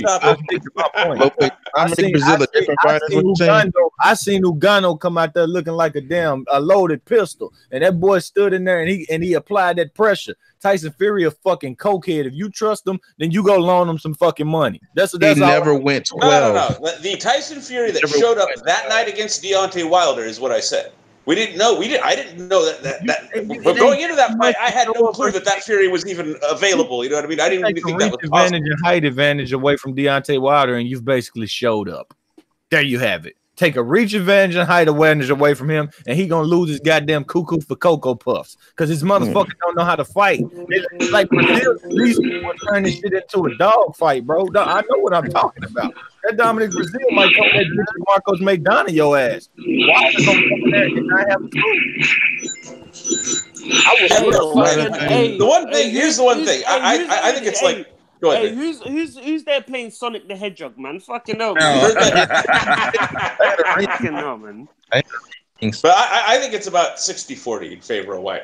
The one thing that Brazil has going for him, in my opinion, is he can take a classic ass whooping. He took how many rounds of ass whooping from AJ? You want to be honest, Doc? I think Adam Kunaki beats him. Yeah, I agree. Me too. I think he does. Beats Breazeale. That's a tough ass. Probably. I like Kanaki. Breazeale a tough son bitch. It'd be a good fight. Yeah, it'd be a good fight. Kawanaki's a lot more skilled though. They're at the same, but they fight the same way. Yeah, depending on the style of the fight, I ain't counting no Breazeale out. I ain't counting him. Kaunaki will lose on cuts, man. This guy gets cut by paper cut, man. And Breazeale doesn't get cut. I mean, he doesn't cut up. I'm sorry, he swells a lot though. Yeah, he swells a lot. I tell you what, Breazeale gonna be the mandatory to win the. Well, I don't know since the Whyte fight. Yeah, we talking about that now. But if he would have been the man, we gonna see which one would have been ready to jump in there with him. I don't think Tyson Fury like that. Remember Tyson Fury. If we want to moonwalk back to Breazeale struggle, remember Tyson Fury ain't really did shit versus people. Derek Chisora fight, getting up on him, don't like that. The fight with the cruiserweight, get a little close, don't like that. He like them motherfucker want to sit back, look for a shot, and he can posture and be pretty. That's what he like. He like looking down the barrel of the shotgun that don't never have the trigger pull. That's what he like. Some motherfucker get it right up on you, start stabbing you with that knife. That shit all over with, bro. Breazeale stabbed that motherfucker. But Breazeale don't have the footwork like that. He don't have the footwork. Hey, Dan. In Wilder Fury 2, is there rematch clauses? For this fight, I don't know. I know there was a rematch clause for the first fight. I'm not sure about this one. Because obviously they said that if the winner of Breazeale versus Whyte would fight the winner of Wilder Fury 2. But if they got rematch clause, they'll get stripped. How so? If they forcing a mandatory and they telling these people they gonna get the shot right away, you're gonna have to fight them. You ain't gonna be able to do no. Yeah, that's what the WC has to approve that. So yeah, that's a good point because those mandatories are gonna be due. You know, you cannot forego them for so long. You know what I'm saying? And if it goes to the first bid, it should have went two times already. They definitely wouldn't have no damn rematch clause. It's gonna be you gonna get that money on the table, and they can put that shit in the middle of Russia if they want to. Yeah. I'm gonna tell you, I ain't gonna go there. I'm gonna leave it alone. I'll buy that fight and put it in a fucking abortion clinic. That's what I do with it. Fucking baby mama versus. Wow. We don't need to see that fucking child now. Goddamn, arm gonna be on top of the soil and shit. I don't know why he's so bitter. You know, like you are real bitter. Fuck all this shit going on in the YTV. When you gonna invoke the rematch clause? You and Chocolito. I'm still waiting for you and Chocolito. You know what I mean? See, there, EJ, there is a pay-per-view. I'll pay $100 for. Yeah, you and Chocolito. I'll pay $100 to see that. Hey, Doug. That's what I want to see. Hey, Doug. I was just talking about. My boy jump in the ring. I'm gonna be daddy. Hey, Doc. I was just talking about earlier how Chocolatito is probably like the person who was done the dirtiest in boxing as far as I'm concerned. Like these past 5 years, just because like the media how they treated him after he lost, it was just ridiculous. He was too greedy. Huh? Nah, he was too greedy. He got a lot of too greedy. He should have stayed that flyweight. No, they told him he was trying to. They trying to make it better than EJ, I have a question for you because I know you'll know the answer. Hang on, pal. So I'm going to ask you because I think you're going to know the most about this. What other flyweights historically had gotten anywhere near the kind of positive press and exposure that Chocolatito got at flyweight, super flyweight? Around that time, I think the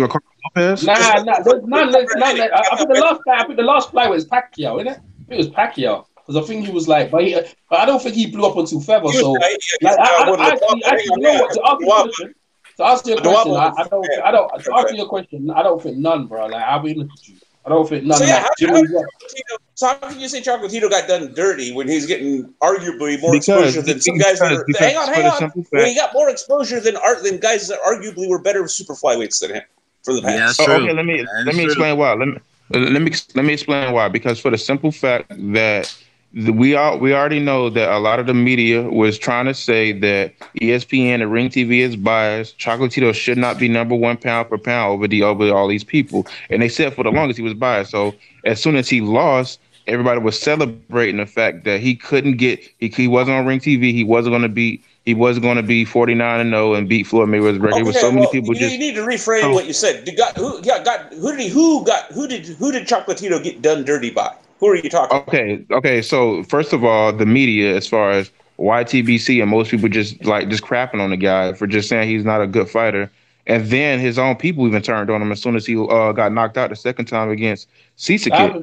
So that happens in boxing, bro. That's normal standard. Furthermore, where Chocolito, when he got to number thing, people didn't know who he was. They're like, how are you making this number known? We don't even know who this guy is. Like, he fight basically in Japan, and when he came over, he had a life and death with Quatros. So of course they were gonna say, like, how's this guy pound for pound? So when he got knocked out, they were like, yeah, of course he's overrated. So wait. So let me get this straight, Battle. You're saying he got done dirty somehow by a bunch of people on YouTube. I mean, but yeah, we are you fucking kidding me? Are you fucking kidding me? Come on, man. But be honest. Thank you, EJ. Thank you, EJ. Come on, man. Because YouTube, people on YouTube, people with YouTube channels, they run Chocolatito's life, right? No. Listen, Doc. Like, listen to what you're. I'm done listening. I don't want to know. This discussion's over. Let me get in there. I tell you this. No, because let me explain my point. As a pound number one, Chocolatito went out scrapping like a real. Hey, that mother. I ain't never think he was pound nothing, but he went down scrapping, throwing them hands. And I tell you, y'all got Chocolatito is not. He's not somewhere crying in his pillow over. Oh, the people on YouTube and fucking. Stop it. Look, you think about Chocolito, right? He was optimum at fly, like he little pot belly at fly. Right? They made him go Superfly and they told him, HBO forced him, right? That's the who done him. It done him dirty. They forced him up to this to say you're going to be better than Alexis Arguello, be a 4-weight champ, producer Alexis Arguello never done. That's why his greedy little belly went up there to get more money. EJ, let me explain my point. Battle. How are you gonna say that some YouTube channels done him more dirty than HBO?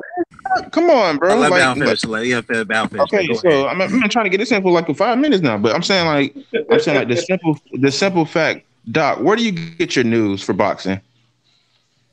I avoid it, quite frankly. I avoid it like the plague. It shouldn't take a rocket scientist to tell you that when it comes to boxing news, it's not on TV anymore. Most people don't even cover boxing anymore. Not even on ESPN. When you see ESPN covering boxing, it's usually Canelo, Triple G, or Wilder and Fury. They're not covering boxing anymore. When it comes to boxing news, YouTube is covering it. That's usually the only source that's really covering it. So the fact of the matter is when it comes to YouTube, it's a very big part of what your very big part of what your popularity comes from YouTube. YouTube, like people like Fight Hype covering everything. So it's when it comes to that, he just got treated dirty for the simple fact that a lot of people crapped on him for saying he wasn't a good fighter. As soon as he lost. So you're talking about just in terms of hurting his popularity in general. Is that what you're saying? Yeah, that's what I'm saying. Okay, that is more sensible. Now you're starting to make some sense now. Thank you. It's still fucking retarded. Well, why do you think so, McGregor? Because he didn't have any fucking popularity anyway. He was the biggest names in Nicaragua, bro. Who else is in Nicaragua? That's like me saying I'm the biggest name in Papua New Guinea. The county I live in might be bigger than Nicaragua. Stop it. You gotta know what I'm saying, though. He just got treated bad, like. Battle. Just take the L, man. Just take the L. No, I mean, you guys gotta understand what I'm saying. Hold on a second. Battle, you realize that it was literally the Nicaraguan media who fucking hated on him for a long time. They didn't like him because he wasn't the fucking same guy he was when he started going up in weight divisions. They started fucking turning on him. Yeah, and you're talking about what? 12 channels on YouTube who knew the fuck who he was? No, not 12. It was I'm like, as far as the casual fans, they don't know who Chocolatito is. But I'm saying, like I said, what do you want us to do? Give him a victory in the fight he got knocked out in? Because that's all I'm hearing. Like, he got knocked out, bro. Like, nobody. No, I'm not saying that. No, listen to what I'm saying. even he won. Triple G got the same medicine. Triple G got the same medicine, bro. Yeah, Triple G got the same work. He got the same work. Kovalev got the same work. Wilder gets the same work while winning. Yeah, Anthony Joshua gets the same work while winning, man. Yes, why you complain that they all get it? One at a time. One at a time. You're right. Listen, battle. Be honest, yeah, battle. Be honest. If AJ was to lose to Big Baby, do you not think he'll get roasted? Yeah, he would. What is it that you want? What is it that you want out of this art? Like, because I'm gonna ask you this question. Even you do realize that even if he won the fight, people still wasn't gonna rank him for beating Kit Kat. They didn't know Kit Kat. They didn't care to rank those divisions. What is it? That of course. What is it that you want? I think. Look, can I just say one thing before you come? Let him say what he want, because I want to understand his argument. Say what do you want, Battle, out of this? Okay, let me put it this way. I feel like personally, and this is maybe my opinion, you guys might not agree. I feel like he was going to go down in his career as one of the best of the generation, but now he's going to be slept on now because he got beat in his 4th weight division. So he's going to be looked at as like a very big underachiever when he actually achieved more than people could ever imagine. So when it comes to by who? I guess us at least, because we know what boxing. We know our boxing at least by us at least, the people on YouTube like looking at boxing. As far as I can count you about 3 people on this panel right now that don't give a shit about anything at 115 and 112, and it ain't because of him. I'm asking by who? The people who really write boxing and say they got a job of covering the full spectrum of boxing ain't gonna forget the dude. You know that, right? No, that's what I'm trying to say. That no boxing that's on the level of us where we kind of know the name. You get what I'm saying, right? No. Most people fall into one or two categories when it comes to fighters like Chocolatito. Either they know all about the weight classes and them fighters, right? Or they know a fair bit, or they know jack shit. There's very little middle ground. Very little middle ground with boxing fans. Maybe that's an American thing. It might be just here, but that's my perception. Either people, are really into the smaller weights. There are a few exceptions. They're either really into it or they couldn't give a shit less. So you know what I mean? I was just trying to regardless of that, he might get into the Hall of Fame. So I don't know why you even tripping about that. He done himself there. But YouTube doesn't have Hall of Fame votes. So just while you guys were talking, Eddie Hearn had came out and put out a statement. I think he put out this interview earlier. He's saying that AJ's taking a huge risk by fighting Miller in his backyard. Do you guys agree with that? He said that he was taking a huge risk when he was fighting Eric Molina. No. He's saying that AJ is taking a huge risk fighting Big Baby Miller in his backyard now. Yeah, and I'm just saying that he said that he's taking a big risk fighting Eric Molina. Dillian Whyte think it's a big risk, and he said he was taking it. He said he was taking. No. He said he was taking a big risk. No, listen. I want to say something. Go ahead. Dominic Breazeale was a big risk. Charles Martin was a big risk. Povetkin was a big risk. Did I say Breazeale? Gary Cornish was a big risk. Every fighter since his 14th fight, Eddie Hearn has said this is a big step up and it's a big risk. Okay, Big Baby is not even that big in New York. And of course, he's hating on the back end. But when they interviewed, that interview that went viral with him and Eddie the other week or so, about a week or so, he said out there and said, that's a big old dude. I don't even know if I'll be fighting AJ after this. He might not even be able to fight. That like Dillian Whyte sit there and admit it. This is this dude 300 pounds and take punches like it's breakfast. So I don't know what y'all seeing not to think he ain't gonna keep on coming and push AJ on the back foot where he might not have all that power that we think he got. Let me ask you a question. Nobody. Let me ask you a question. Who's the biggest punch that Miller's faced? Oh. Kicks to the head. I've seen him take kicks to the head and walk. No. Who's the biggest puncher that he faced? AJ will be the biggest puncher that most people face in their whole career, so it has no relevance to that. So the answer is Bogdan Dinu, right? Nobody. Because Bogdan Dinu wobbled him, didn't he? Bogdan Dinu wobbled him in the second round. Man. AJ has fought is the biggest puncher they've ever faced, just maybe except for Povetkin, so it got no relevance.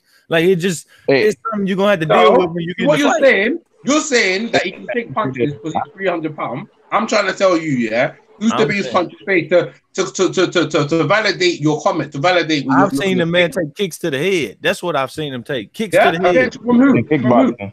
Yeah, kicks to the head. You think that's I know. From who? It ain't the punches that be putting people to sleep. Wait. How did we go for wait? How did we go for EJ asking you a question? Who's the biggest puncher that Miller's? Because I don't think the question is relevant. I answered the question. I answered the question, and I don't think Lopez knows where it's going. No. I don't think it's relevant because most people are going to fight. You just said he could take punches. Yeah, 300 guy, he can take punches. So I'm trying to validate your argument by saying, you see a guy even taking mediocre, what I'm trying to say, you have no proof, you have no proof that he could take punches from AJ. Consequently, we know he's gonna get fucking knocked the fuck out. See, you're making an argument on something I didn't say. He gonna get knocked the fuck out. That's what happened. You can't say he's trying to get pure bums with no punching power. And how do you know AJ's gonna have power on the back foot? This is a handpicked opponent for AJ to beat and look good against. That's what this is about. Because he's shown he has power on the back foot. How do you know? How do you know AJ's going to be a big, strong puncher on the back foot if he pushes him back? How do you know that? Can I answer that question real quick? Yeah, go ahead. When he almost took Vladimir Klitschko's head off on the back foot, went uppercut. I don't know if he was on the beam, but he was in the pocket with. He was going backwards when he threw the punch. He threw a hook and he caught him over the head and he threw a hook. He planted. He threw a hook and it turned into. He threw a hook and it turned into like a head pull and he pulled his head into an uppercut. Yeah, that wasn't a back foot up. I don't consider that on the. I'm talking, and Vladimir Klitschko don't put you on the back foot like Big Baby intends to. He intends to have you taking a step here and there. Who the fuck is he put on the back foot? Who the fuck is he put on the back foot? But that's his style. Okay, who did AJ beat of any note that said he was going to beat Klitschko? We can do this all the time, but we could also look at styles make fights. Yeah, that's what it is, man. Styles make fights. And this dude has a hell of a. For a heavyweight, this dude got some pressure. He eats punches and he Styles do make fights, low place, but you. I shouldn't say you are, but it sounds like it comes across like you're completely discounting the magnitude of the fighter's ability within that style. That's also a big, like you got a pressure fighter against your boxer. Well, listen, hang on. If you got like a dude that's like a 10 on a scale of 1 to 100 as a pressure fighter against a pure boxer that's a 90 on a scale of 1 to 100, it's going to be a one-sided ass whooping regardless of the stylistic combat. Oh no, I don't think it is going to be no one-sided ass. No, I don't think it's going to be a one-sided ass. Yeah, I agree with that. I was using a hypothetical example to make my point. The way you're saying it comes across like you're leaving out the skill level. You're just saying like it's purely about style, and it's not. That is part of it. That is part of it, but it's also about how good you are at that style. AJ got a lot to prove on the back. Jarrell Miller is very underrated when it comes to his offense. He can set up offense like I've seen like none other. Like the guy has, he can use angles. The guy can inside fight. That guy has a jab. Overhand right. The dude. Okay, so there we go. That's how I would frame the question in return. Then is okay. Who do you think is better at what they do? Then low place. Do you feel AJ's better at what he does, or do you feel Big Baby Miller's better at what he does? AJ's got to go backwards this fight. He gonna have to go backwards. No, that's not what I asked you. Wait, hold on. Can he generate? I don't know what he's good at. Who's better at their style? Who's better at their inherent natural style? Who's better in their? Of course, AJ. But that's what you take away from him. If you let AJ stand in the pocket with you, maybe he's the best thing we've seen in heavyweight for a long time. Riddick Bowe since. Okay, and I'm saying if he's good, if the amount that he's better than Miller at his style is significant enough, the stylistic matchup increasingly means less. No, I don't think he's gonna be able to do it. The reason why is because this big motherfucker not gonna know what backwards mean until you're able to put him on his ass. And I don't think he's going on his ass. If he does that, AJ will once again get credit for stopping the dude. Ain't never been stopped, and that's like how many fights in a row potentially. He'll get credit for that. No, he'll get credit for that. Sure, he gets credit for sure. I was just clarifying that, like I said, how what you were saying came across. Not even so much saying that's what you were trying to say. Big Baby fights backwards on some occasions. He fought backwards against Duhaupas. And he fought backwards against that one guy. He fought Wak. He fought backwards with Wak. I mean, hey, look, I don't see him. Look, he going backwards this fight. I just believe it. That big motherfucker not finna just go get this fight. If he just go in there and punk out, and don't come to fight, I'll say it when I see it. But I think I think he's gonna fight. I think he's gonna be using lateral movement, Big Babe. I think he's gonna be. I think he's gonna be actually on the back foot a little bit in this fight. No, 3 belts on the line, and you got AJ in your hometown, and he did. Nah, you ain't using no bet. Nah, 3 belts on the line, you ain't changing who you are. That motherfucker coming to eat breakfast. He coming to eat breakfast. He's not gonna walk into AJ like that. He ain't stupid. No, he's gonna. I think what Miller's gonna shoot. You know what? I think best at. Sorry, go ahead. I think he's gonna try to test his power. I mean, he's gonna try to test his power by taking one of his shots, and they'll see whether he can give him respect or not. But because we know Big Baby Miller does not have fast reflexes. He doesn't have that, so he's gonna try to not give him respect, put the pressure on him, see what he can do on the back foot. I haven't seen yet. He's a bum. We'll see what AJ can do. AJ, ever since the Klitschko fight, AJ's turned to a flincher, man. So whenever punches come his way, he's closing his eyes like Tony Bellew and that. Yeah. But he's gonna have to. If he's gonna clinch, he's gonna have to clinch that giant. Like I said, that giant stone ball from Indiana Jones coming at him. That's Big Baby Miller at his best. That's what he is. Yeah, you know what? To be fair though, regardless of what we think about Miller, that's still a dangerous fight for AJ. Either way, that's a dangerous fight. Yeah. That's a dangerous fight right now. And I commend him for taking this fight though. Whether we can go at Miller for his resume, his lack of opposition, but he's still a dangerous fighter either way. I said Big Baby would beat. Last time we talked about, I said Big Baby. When I seen Derek Chisora putting all that pressure on Dillian and Dillian gassing and gas, I said the Big same Baby thing. Would have beat that dude. Big Baby would have beat him. I've been saying. I think it was McGregor. Baby is a 2-time Tony Galotto. All he is another fucking TNT Tubbs. That's what he is. That's what he is. Hey, Tony White though. Hey, you compared to Tony Tubbs.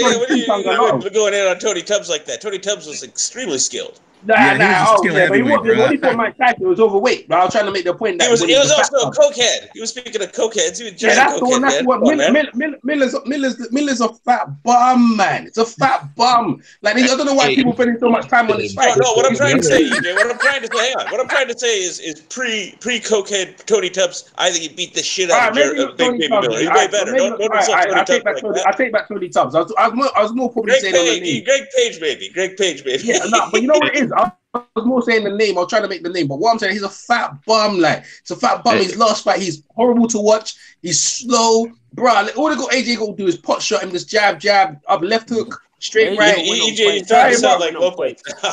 On the rules, I've been saying this about Miller. Miller was awful to watch, and he's you have been his composition. He's Miller's one of them guys, yeah. Outside the ring, yeah, he could sell it. But, bro, if you watch one of his fights, you fall asleep, bro. Yeah. EJ, let me say this. He's like AB. He's the fat version of AB. As he is. AB, yeah. Let me say this. Here's the way I see this fight go down, man. I think AJ is going to box him in circles for the majority of the fight, and then when he finally gets him hurt, he's going to take him out. I think it's going to be in the later rounds. AJ's not that type of fighter. He's not that type of fighter. I think it'll look similar to the Povetkin fight. My man, 6'4", 78 injuries. I think he'll probably be under a bit more pressure than he was against Povetkin, but I think it'll be similar tactics. He's gonna have Big Baby's got no skill. He's got no skill. No, that's a lie. That's a lie, though, man. That's a lie. That man got a lot. Okay, low place. Hang on. Does he have as much? Hang on. I have a question. Does he have as much skill as Olympic gold medalist Povetkin? That's another question. I'm just asking you. Povetkin got skill, but he's also an older guy, and he gassed out later. AJ made him come forward and gas him out. Fair point about age. I don't know about it. I don't know that he gassed. I think he just got punched up. I think he gassed. I think he got hit with the jab and got a little complacent and gassed in there. AJ did his job, but I think AJ struggled with short fighters, and the up jab from Jarrell Miller. Hey, shit, that nose getting busted again. Book it. That nose gonna be bleeding again. So, are you picking Big Baby to win this fight? I'm not picking him. I'm just thinking you sleep. I'm not stupid enough to pick against AJ at this point. He been through the ringer, but Big Baby Miller ain't no joke, bro. Ain't no joke. Let me say this. I think Big Baby Miller beats White though.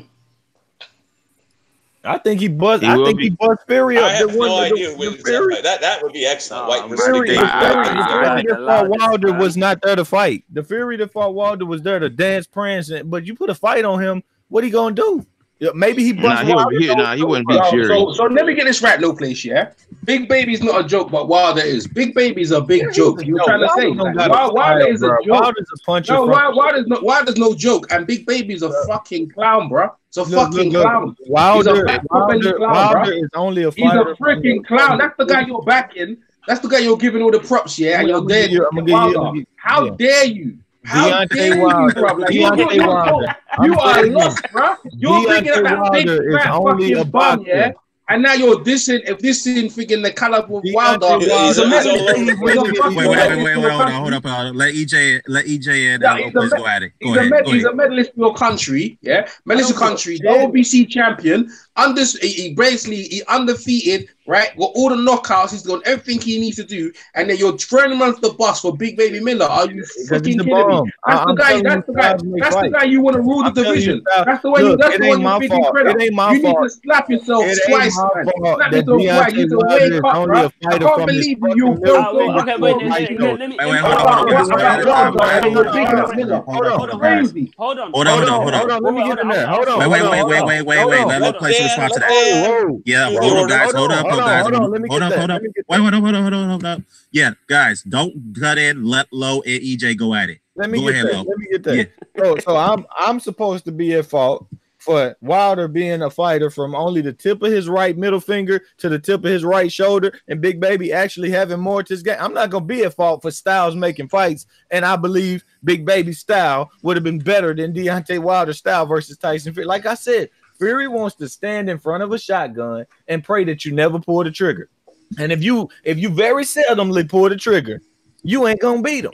But if you get up on that motherfucker, you pull that knife up out your back, just start cutting that motherfucker, maybe you got a much better chance, because that's a cokehead that don't want to fight. Big Baby, Dillian Whyte, Dominic Breazeale, even Kanauki, all of them got a better shot than a Deontay Wilder. So they were better than Tyson Fury now. So now you dissing Tyson Fury. Now hold on, you dissing Tyson Fury says he's a cokehead. So now you're saying Tyson Fury. You're saying Big Baby Miller is better than Tyson Fury. Now that's what you're saying. The guy who beat Frank Vladimir, and the guy who fought the number one, the second guy in the thing. That's who you're bigging up now. So you're basically taking Big Baby Miller, you and Nauta in the chat, yeah. Big Baby Miller, yeah, over Fury and Wilder. One's a coke and one don't know boxing is the worst of boxing. That's who you're riding with.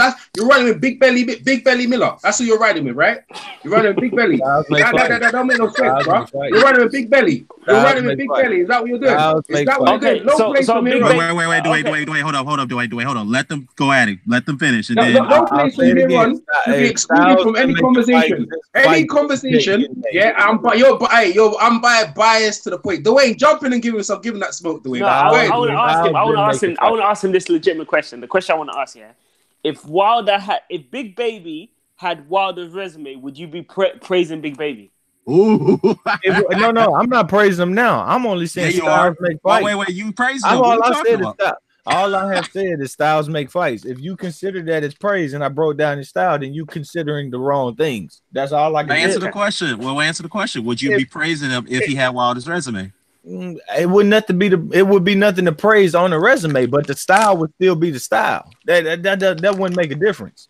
Ain't no bias here. I'm literally telling you this man has a style that I think Tyson Fury has simply avoided. No bias. I hear some gigantic stylistic bias. Let me just say this, Mr. Doc. I think that was that's a non-deny that I got from you, bro. So that's kind of like a non-answer. But go ahead, Mr. Doc. But I was just saying, if there's any kind. Oh, go ahead, do it. No, I just wanted to say, but he said that Big Baby's style will trouble him. But don't Big Baby kind of fight like Chisora? Oh yeah, that's a good question. Didn't Tyson Fury Did you not beat see the brakes off a prime Chisora? Did you not see the first one? Which one? The first fight? Yeah, I mean, Fury versus Chisora. It was awful. That was awful. It was awful. Did you watch the second fight? But Chisora, I understand Chisora's not 300 pounds, bro. I mean, this is a difference. We talking about this man attributes in his style, not his resume. We are talking about. I'm not talking about Fury's resume, Wilder's. I'm talking about Styles making fights. I think he give every one of these three we sitting up here praising a potential busted nose at the very least. You want to change it when you want. You want to change it when you want. You wasn't saying about Styles before. You just changed it now. You were saying about them as fighter, they're the worst fighter. He's one of the worst fighters in boxing. He's awful. I ain't never and you said didn't talk about Styles then. Wilder is one of the And then worst you fighters. said, and hold up. What's Styles got to do with cocaine? So tell me about what's that got to do with anything? Because Fury's style, Fury's style Fury on his comeback wanted to fight Big Baby, you know. Do you know that, you know? He first fight back from the cocaine binge. Yes, he did. And Eddie Hearn rejected it. Yes, he did. Don't tell me he did. Yes, he did. On his first fight back, his first fight said, I want Big Baby Miller. Eddie Hearn rejected it because he knew he had plans for Miller. That's what he's doing. He's got these guys lined up for AJ to knock down to maximize AJ's budget. That's all this is about. The way you two settle that is sources. Let's see sources. Yeah, well, I can easily go back. I can easily go back and you can hear it from Tyson Fury as well. When he first came out with interview, I put him in the chat. I put him in the chat because when Tyson Fury come back, on his opponent list, on his opponent list, yeah, Big Baby Miller. On his opponent list, yeah, Big Baby Miller first. This is when he wants to fight Eddie Hearn. Eddie Hearn said he wants to fight Big Baby Miller first, and this guy, he said, nah, it's not a good idea. That's why he didn't start the match room. Yeah, and you know the thing about you sit there. This is Wilder, windmill, pregnancy. Windmill. You don't really say windmill, but you say pregnancy and all that. So what the fuck has that got to do with Styles? So what are you saying? 1 minute you're dissing the character, and next you're dissing Styles. You need to stay consistent, bro. You need to stay consistent. So now he's a clown now. So what are you doing? Yeah, exactly. So you're dissing the character. So when you break down to, I'm talking Styles. About Styles, and now you're mad. I coke it by your admission. Who's 6'9", yeah, who schooled Derek Zura in that kind of style that Big Baby got. He's gonna get killed, yeah. But you're gonna ride with that fucking big belly. You're gonna ride with Big Belly over fucking Fury, proving himself in Germany, and then you're gonna fucking disrespect Wilder, who's proven himself against Ortiz and Fury. Listen, bro, you can't take yourself seriously. You got the blinders on, bro. You got the blinders on. Go ahead, Dwayne. Let Lo respond to that. Let Lo respond to that. I can simply say this: I've never seen Big Baby throw high five punches, throw 20 punches around, and that's him. Not throw body punches, act like a bitch when he get hit in the face. I never seen it, so I really don't give a shit what EJ's talking about. Deontay Wilder is one of the worst fighters I've fucking seen. If I want to clown him for talking about he want to get a dick put in him and a baby popped out of him, I'm fuck him. Wait. Let me challenge you on that. I ain't gonna lie. I watched Big Baby versus Joe Washington. Joe Washington, when he let his hands go, Big Baby was moving a little bit. He was moving a little bit. Come get him. And he come get him. That man ain't going nowhere, man. He ain't going nowhere. And if he go somewhere, you gotta give credit who made him go somewhere. This is one thing I can say I can agree with because people was giving me crazy amount of crap when I said Povetkin would have gave Wilder a much better fight than Stavern did, and people thought I was crazy.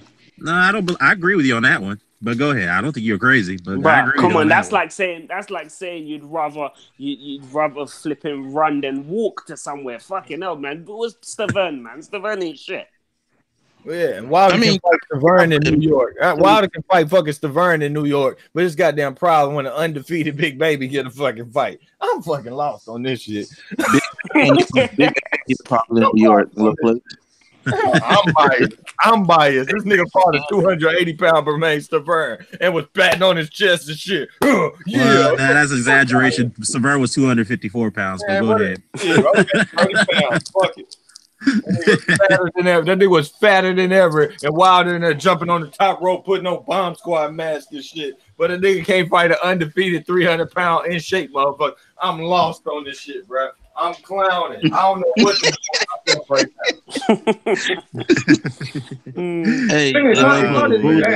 It's hard to take the brother seriously, bro, because anything that's who would you rather fight? When you come down, when it comes down to it, at the end of the day, yeah, these guys are heavyweights, yeah. You can be outboxing someone, and all of a sudden they hit you with a punch. And that's why I said Miller has a realistic chance, yeah. And like he does play a lot of mind games, and AJ is susceptible to that way. Yeah, but what I'm trying to say is, at the end of the day, yeah, all these guys, yeah, they've all been trying to get the fights, yeah. And consequently, Fury and Wilder have carved out their own niche. AJ feels like I'm coming over now. All the attentions are good to me. It's gonna be very interesting that you guys in the States are gonna get a chance to see AJ, and you also have Fury and Wilder over there in the States as well. Us in the UK, we'll sit back. We're gonna watch the whole thing. But this is funny because Nez interviewed Eddie Hearn, and Eddie Hearn's already slipped up and said Miller's gonna be that guy, and Miller's that guy.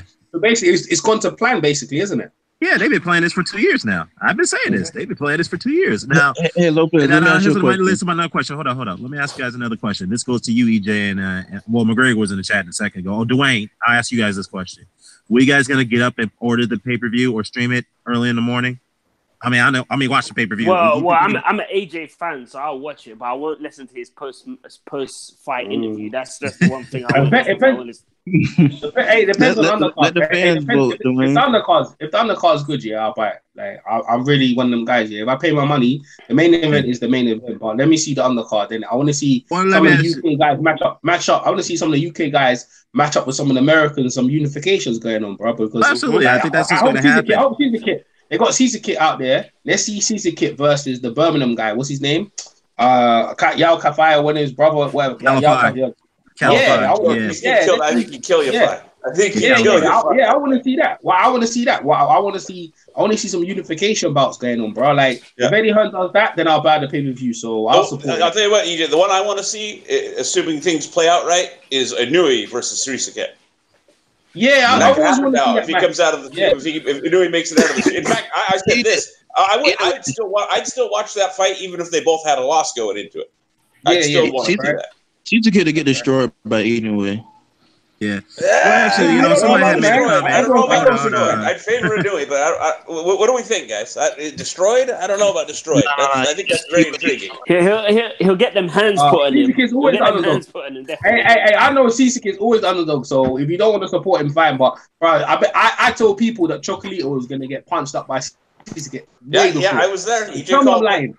I called it way before, bro. I put money down. I went out on a limb, and bro, like the first fight, he was such an underdog. Yeah, I knew he was gonna beat him. So it depends on. And all with boxing, you always kind of look at it. We had to wake you up. Remember, we had to wake you up and tell you that Chocolatito, bro. Yeah. We had to wake you up and tell you Chocolatito's getting his ass whooped. I didn't even watch Chocolatito, and everyone was telling me about Chocolatito, and that was the first fight I tuned into, and I saw this guy sleeping on. I had Roman Gonzalez winning the first fight. Yeah, I know you and Nat are both. What do you guys? Listen. Like I said, I'm a judge. Yeah, I judge amateur boxing. When I watched it, and this is the thing I was looking at in the pro game, because the pro game is about power, right? The punches I could hear right through the tee, I was like, bruh, you was shaking them to the core. And the knockdown was legit. And the first knockdown set the pattern for the whole of the fight, bro. The guy was just too strong. It didn't matter. He was trying to make it seem like he was just getting battered up. Yeah, every time he landed on my guy, Chocolatito went flying. Bro, he was getting. You know what he went about? What he was watching here? He was watching a guy throw. Yeah, it happens in the gym. You see guys in the gym. And but the first half of the fight. They throw the million pad combinations, right? One minute, man. We can't talk at the same time. They throw a million combinations on the pad, yeah, and they think they're gonna do it in real life. But Chocolatito feels like, yeah, if I throw these million punches, right, eventually it's gonna hurt. But that helps at the flyweight. But when you came to thing, nah, bro. All Caesar Kid did is just time him, put him on the deck, and when he's from that point onwards, bro, every time he punched him, it was rattling Chocolatito. Chocolatito, because he's undefeated, he couldn't believe it, and he kept them fighting. He was getting busted up. Second fight, I should have put money on a knockdown. Because that's what happened. Bro, these are the things, these are the subtle things, yeah, when you're watching boxing, when you watch Meldrick Taylor versus Julio Chavez that you're not seeing. When I talk to a referee, which Richard Still, yeah, he said to me, bro, he goes, I could hear the punches rattling down, bro. You couldn't even see it. He said that they were rattling all the way down to his legs. Because I was gonna. He said in that fight, Meldrick Taylor fight, he was gonna stop it a round earlier. I go, really? He goes, yeah. I go, if there would have been riots, he goes, I didn't care. I didn't care because I was going to stop that fight a round earlier. The fact that he stood in there and took all that punishment, he was never going to be the same again. Because Richard Still has been in there, and that's the same thing with Chocolatito. He ain't never been the same again, bro. The beating he got in that first fight, where you felt he won that fight, you lot convinced him to come back in there to get killed, bro. And that's what happened, bro. I was saying that too in the rematch. He's going to get knocked the fuck out. Because, like you said, he was getting rattled and knocked around every time Caesar Kid landed on him in the first fight. Well, let me ask you guys this question real quickly. Do you think the venue is going to sell out? the Miller and Joshua in Madison Square Garden? You think it's gonna sell out? Hey, Dan, why you hating on Maidana, Dan? Why you hating on Maidana coming back though? Talking about he broke and shit. I heard you. Yeah, let me talk. I'll get to that in a second, but I'm asking you guys this question. Maidana broke. Oh man, he probably is. No, hold on. I'll get to that in a second. I'll get that to the second, but I'm asking you guys this question. Do you think the video's gonna sell out between Miller and Joshua? Anybody? They're gonna have a really good undercard. I don't think so. I think you pretty much got to be cannoli to sell an MSG like that. Yeah. What about you, Dwayne? What do you think? Dwayne? Oh, they ducked off. All right, let's see who else. Dwayne, you're muted, bro. Oh, Dwayne's muted. Okay. Well, EJ's gone. But Battle, what do you think? Battle. Is it going to sell out? Yeah. Do you think it's going to sell out? I don't know. AJ, people don't know. I don't know if people, American people know AJ, and Big Billy sure as heck is not a big name in New York. Even not even him and Danny Jacobs are probably both from the same place, and they're not even known. So. Well, I mean, Kiwi Box in the chat. Shout out to Kiwi, man. Kiwi's always a big brother to me. I respect Kiwi, but he thinks it's going to sell out. I mean, it's possible, you know. Yeah. With the right undercard, it's possible, but I have no idea what's on the undercard. Yeah, the undercard. The undercard has to have like unifications or like American versus thing. You need something for a rival. The main event is going to be the main event. That's the thing. So they can't be going cheap. I didn't heard that to go cheap. You gotta put on a solid undercard for that to sell out. I mean, that's the truth. You got to do it. We'll see. We'll see. Some people think it's going to sell out because AJ is going to bring people from the UK to come over. But again, McGregor pointed out earlier. But the thing is, AJ got a lot of casual fans. Will they willing to travel to watch him fight? AJ has a lot of grandmas and stuff that like him, man. Dwayne should know. You know, Dwayne's in the audience. You know? Man. AJ has a lot of like grandmas. You see a lot of Barry Hearns. That's what you see. They're from Essex. You're talking about Essex. That means they're gonna go to New York and they're gonna think the arena's not. Is that what it is? Yeah, but it's not. It wouldn't make EJ's lying. Fury wants to face. I said Stephen Savannah. He wanted to fight. He wanted to fight fucking. What are you talking about? He wanted to fight Big Baby Miller, bro. What are you talking about? He actually said it himself. What are you talking about? Me personally, hold on. Let EJ just the monopoly. Monopoly is cool. Wait, he's cool. Hold on, Mr. Dog. Yeah, here's the thing about here's the thing. Yeah, here's the thing, EJ. Let me say something. You know, people know that I'm a Wilder fan, but I get a lot of UK subscribers who respect me because I can be impartial. But Denali's cool. He doesn't agree with me. He's on my channel as well. He's a monitor on my channel. I ain't got nothing to do. I'm just telling you, call me a lie. I'm just putting them out. But what I'm saying to you is this: end of the day, yeah, right? At the end of the day, when you're talking about fans coming over, the thing is, yeah, like the guy said something about his mom. I don't think if the UK fans are ready to come over and get their pockets took over by someone in America, because over there you guys are pretty rough, bro. I ain't gonna lie. They don't mind staying in England where it's kind of thing, but in New York it's pretty rough, man. And as I was telling me, there's some areas you might end up in and it can't be rough, and it's expensive as well. So, but I think the rich people from the UK, they'll go over there, man. I think they'll go over it and think. I contemplated my ticket. I shouted EJ. I was like, EJ, what are you telling me? You guys over there, bro. I mean, think about it. It's not a far travel. It's not like you guys got to go all the way across our shores to go to Vegas, because that's a longer travel. But if AJ wants to be as big as Van Basie say he is, he got to start somewhere. Yeah, you got to start somewhere. I agree, and I've been saying this for years. Like I said, baby's gonna bring it all, bro. Low says that AJ's the biggest thing in boxing, and that's what Low said. And you know what? That's what I'm saying. And here's the thing, EJ. I've been saying this for 2 years now. Wait, hold on, Battle. I've been saying this for 2 years now, and people have been arguing with me about this. Oh, AJ don't need to go to America. America is a dead spot. It's not this, that no more. You can't make no money there. UK is where it's at. That's the biggest fish in the pond. This, that, and the third. I'm like, guys, the UK, you can only go so far with the UK market. Okay, it's not the biggest market in the world. It's not the biggest market. It's a significant market, yes, but it's not up there with compared to the States and other parts of the world. I'm telling you, AJ, if I may, Dan, I believe one way to put it would be the boxing market over there is much healthier than ours is. That's a good point. But the American market, like we were talking about earlier, is always going to have more potential. Big shit just because of how big the place is and how much people we got. We got a big shithole. Hey, hold your head right for your turn. That's what we got. Yeah, we got a big old shithole. We got a shithole run by a champion. That's a shithead and a bunch of prospects. It's a big enough market. It's a big enough market. Let Mr. Doc finish. Let me finish. It's a big enough market with enough potential money where, like we were saying, at some point you got to try. Now, because it's an unhealthy market at the moment, you got to try it from a place where you can fall back to something secure. You don't want to just, like I said, roll all your, push all your chips to the center of the table on that and roll the dice. That ain't going to work out well.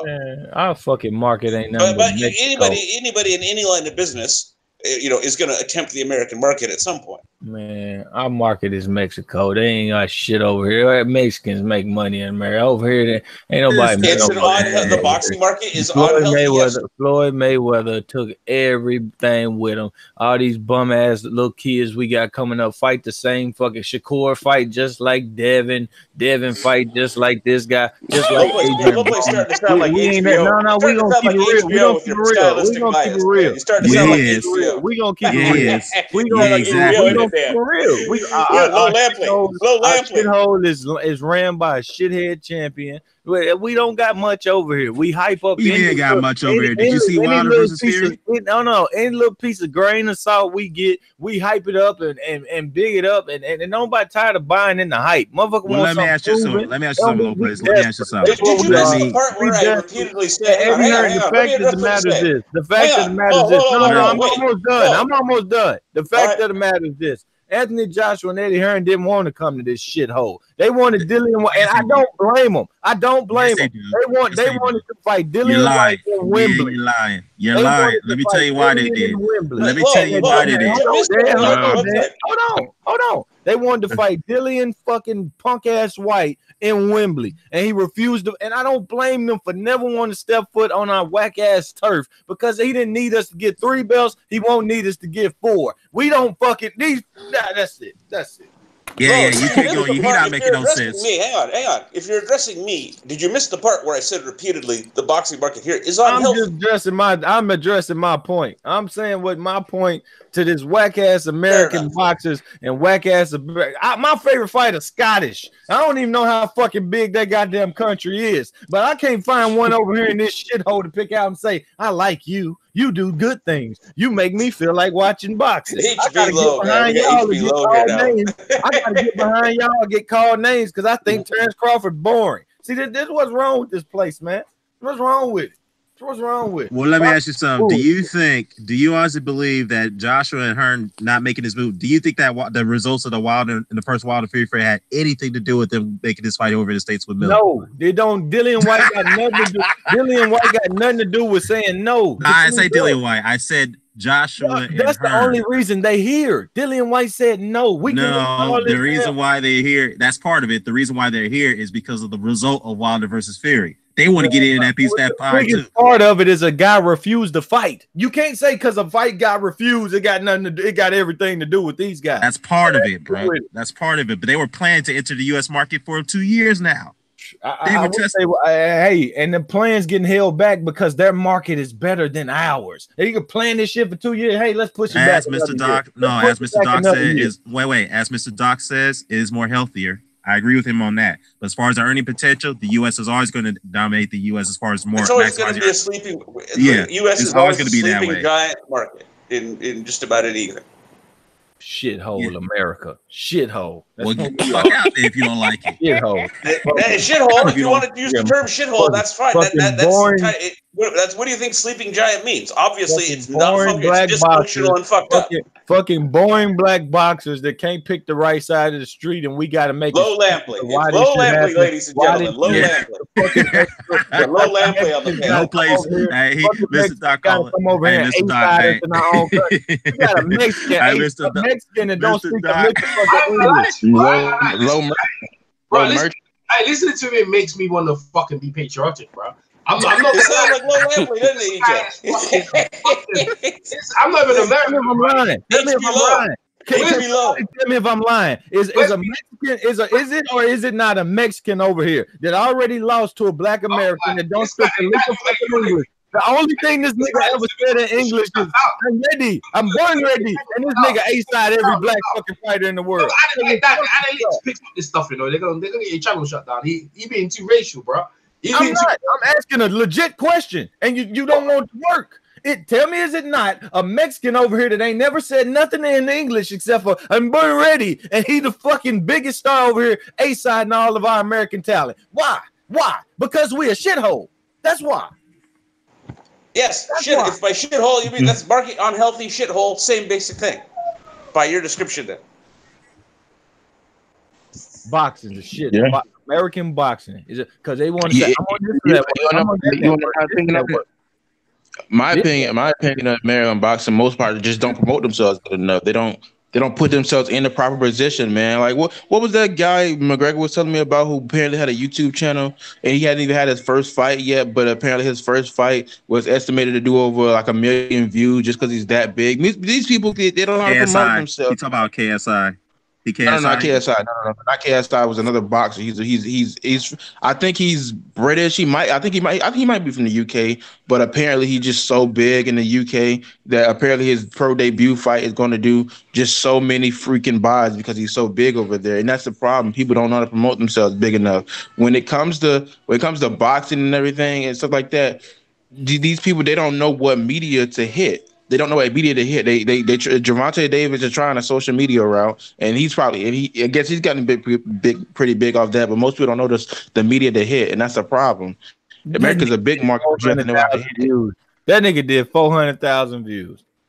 That's what he did. 400,000. Talking about he the face of boxing. No, that's not.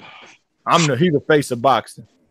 Man, y'all need to get a reality check, man. Nobody had to fight over this shithole, man. I would have kept my ass in Wembley for 20 years and said, hey, to all them Eddie Hearns and grandmas y'all said in the ring. I would say that shit for 20 years if I could. So y'all, if you're gonna come out, you might as well fight a box. Hey, man, you know what? I know pizza parlors. I know pizza parlors over here. They say these big ass. They call them the big New Yorker pizzas, but the quality of fucking pizzas. Let me ask a question. And do you think, yeah, if Fury and Wilder never happened, do you think AJ would have came to New York or Fort Miller? If AJ and Dillian would have agreed to terms, they would have never came over here, and they would have been. That's not the answer to the question. Answer the question. It ain't got nothing to do with what actually happened. You're not going to get me into submitting to your nonsense to answer. Answer the question. What I just said. Listen to what I just said. It has nothing to do with them. Therefore, I answered the question. Dillian Whyte declined to fight for 3 belts, and therefore, this man saying, you know what, man, let's try out this big New Yorker piece of shit. So you don't think they had a contingency plan? Right. Listen to what I just said. We all know pizza parlors like this, and y'all been mentioning this all this time. They say that big old foot long, 2 foot long, 3 foot long slice of pizza, but the quality of that pizza is shitty. It got extra bread on top of extra bread. It's the most horrible shit in the world. They say that this dude ain't answer the question. He's going to all these diets. Talk about these heavy. Talking about these. Hold on. This dude talking about all this diatribe. He ain't answering the question. It ain't got nothing to do with him coming over here. Dan, you said it yourself. For 2 years, he said they've been planning this 2 years, and they pushed it back over and over and again. Why? Exactly. Because they got a better fucking market. They don't care about the earning potential being capped. This fucking potential over here. Yes, they do. All kind of potential, but we ain't get close to even. Wait, hold on. That's where you're wrong. Right. If they didn't care, they would have fished out another opponent, stayed in the UK to make that Wembley date somehow. They would have done it. So don't sit there and say they don't care. If they didn't care, they wouldn't even made this move. Stop it, bro. White took the fight. If they didn't If they didn't care, Eddie Hearn would never have made that deal with his own. Anthony Joshua, and when you gonna eat these words when you see Tyson Fury and Anthony Joshua in Wembley. In Wembley, Tyson Fury, Anthony Joshua gonna be in Wembley, and you're gonna say, "Whoa! Hang on. I got a question. You just said something that raises a question. Who? Because I haven't heard anybody say this. Who has even implied that if Fury were to fight Joshua, they should fight anywhere but Wembley? Oh, course that's they a good fight question. one way. That damn baby mama champion we got too need to take his ass over there too with his 5,000 comp tickets need to sell out the damn Staples Center. What they say 8,000 tickets sold. Rest up, man. Come on, man. He need to take his ass over there too. We done. Yes, We but done what has over that here. got to do with Fury and AJ? Because Fury and AJ fighting there is like, duh, no shit. Of course they're gonna fight in Wembley. That's natural. I'm gonna say this again. If it wasn't for Dillian White getting that fucking not taking that fucking fight, them boys wouldn't be over here and they would be happy not to be. Don't place Mayweather because either way he ducks questions, bro. Something different. HP low. He's HP low, man. He's HP low. Like, you ask him a straight honest question and he'll talk about something else, bro. Like, Yeah. So you asking me questions avoiding. You be that reporter. You be that reporter asking Mayweather, why won't you send Manny Pacquiao a deal when he already took him a damn deal? Don't place out of control, bro. Like, you need to control the heck out. Look, he's going crazy. He ain't answered no questions. Just hating. You asking things that are beneath you. They insult my intelligence and they are beneath you. You would be if you ask Mayweather about Manny Pacquiao, you'd be the guy to ask him. Why didn't you send Manny Pacquiao a deal when he already admitted that Manny Pacquiao has a deal? That you can't ask me that. That's a ridiculous question. That's pointless to ask. Of course, I'm going to go to what I want to say. He's draining the energy because he just talking random. You're not hearing what you want to hear about your boyfriend Deontay. You're not hearing about. Maybe you gonna be the baby daddy. Maybe you'll be the. That's how you talking right now. That's how you talking. But what I'm saying is that at the end of the day, yeah, you're draining the energy. Let's change this up. Maybe you gonna be the baby daddy. You ain't hearing what you want to hear. That's how you. Hey, you know what? Let me just say that we're gonna change the subject, but I gotta say something. This is like ever since that success of Wilder Fury pay-per-view, he's been going on a tangent ever since, man. He's just mad at you've been mad ever since. More popular than that shit. 250 buys is success. 325, close to 400,000. The fact is, ever since that pay-per-view was a commercial success, you've been bitter ever since. That's all I gotta say. That's all I gotta say. We're gonna move on. That's all I gotta say. We're gonna move on because you've been bitter ever since. But continue your bitterness. It's all good. It's entertaining though. It's all good though. Well, hold on. AJ probably. Go ahead, Battle. What you gonna say? Yeah, basically, it just talking to these heavyweights is just so tiring. Well, it's a good thing because every division needs the attention. It's been desperate for this. We giving them a lot more. We giving them a lot more money in their pockets when we do this. And they bums, Battle. I agree with Battle. Wilder's a bum and Fury right behind. You know the one thing you said there. Like I said the other day, 99% of the talk about, especially AJ Wilder in particular, really all it does is serve the ends of the promoters.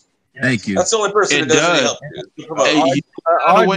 Coming back was I see heavyweights. I call it the Game of Thrones effect, or Attack on Titans effect. Once it does good the first time, let's just say one person does good, Wilder does good over here, or AJ does good over here. It doesn't matter how long you make the audience wait; they will tune in and keep being on. Oh, Game of Thrones come out this year. Oh no, we pulled it back. Okay, whatever. Game of Thrones this year. Oh, now we pulled it back. Okay, whatever. Game of Thrones this year. No, not well. We pulled it back again, and they're gonna keep. They're gonna keep doing the same thing. How long is they gonna keep? Driving us fans to believe that it's going to happen, but it's not. I call it the Game of Thrones theory. As long as they got enough, as long as the promoters have enough fans repeating their talking points, they're going to do what they want.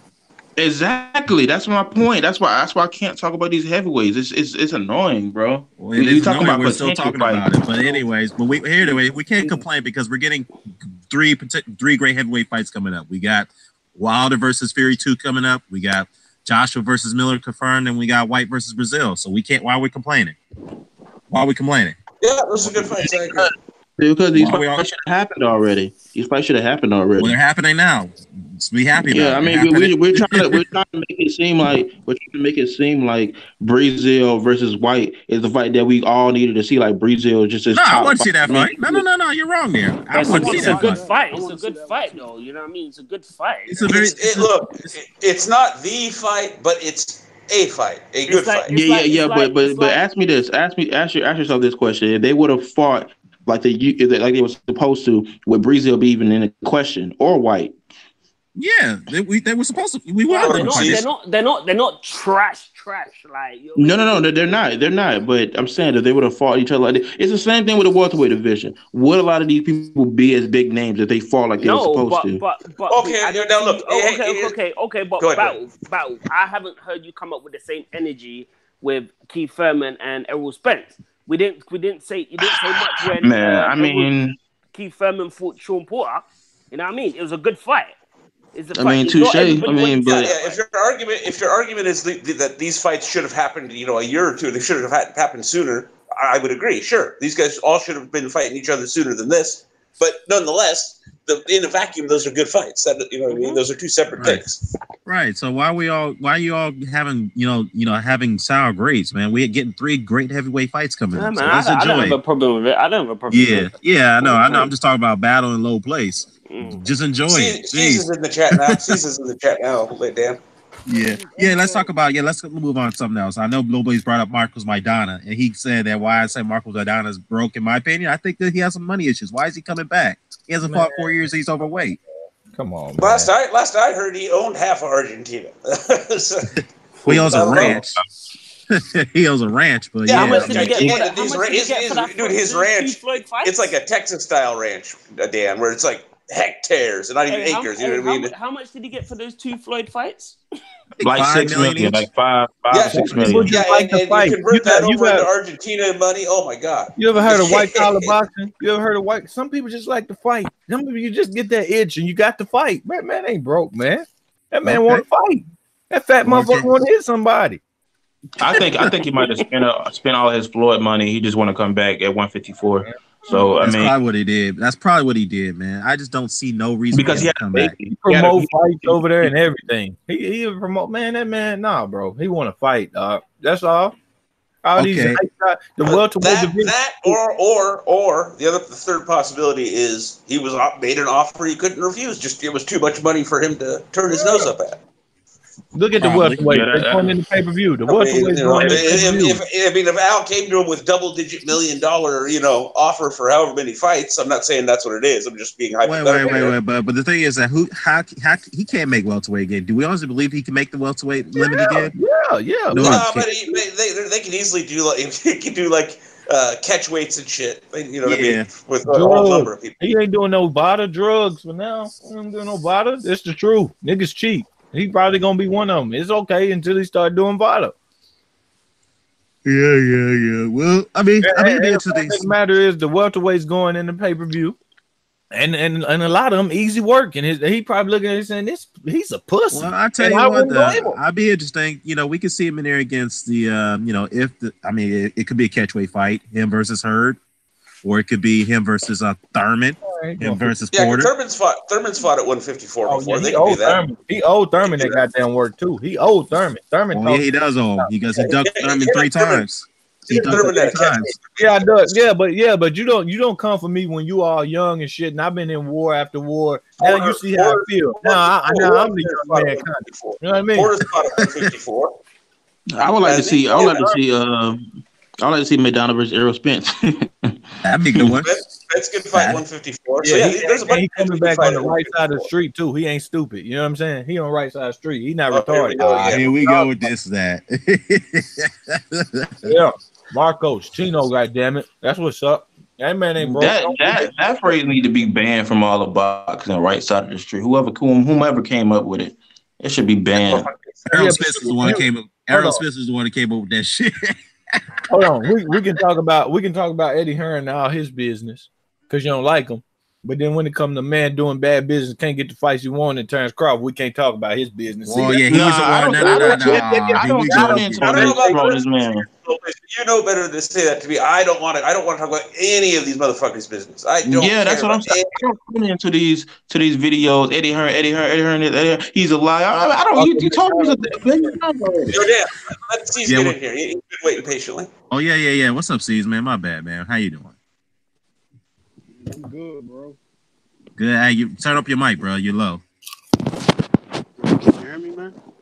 Yeah, let me see if I can turn you up over here, man, because you are low. Let me see. Go ahead, speak to the mic. You guys. Hello. Yo. Okay, there you go. There you go. So what's that?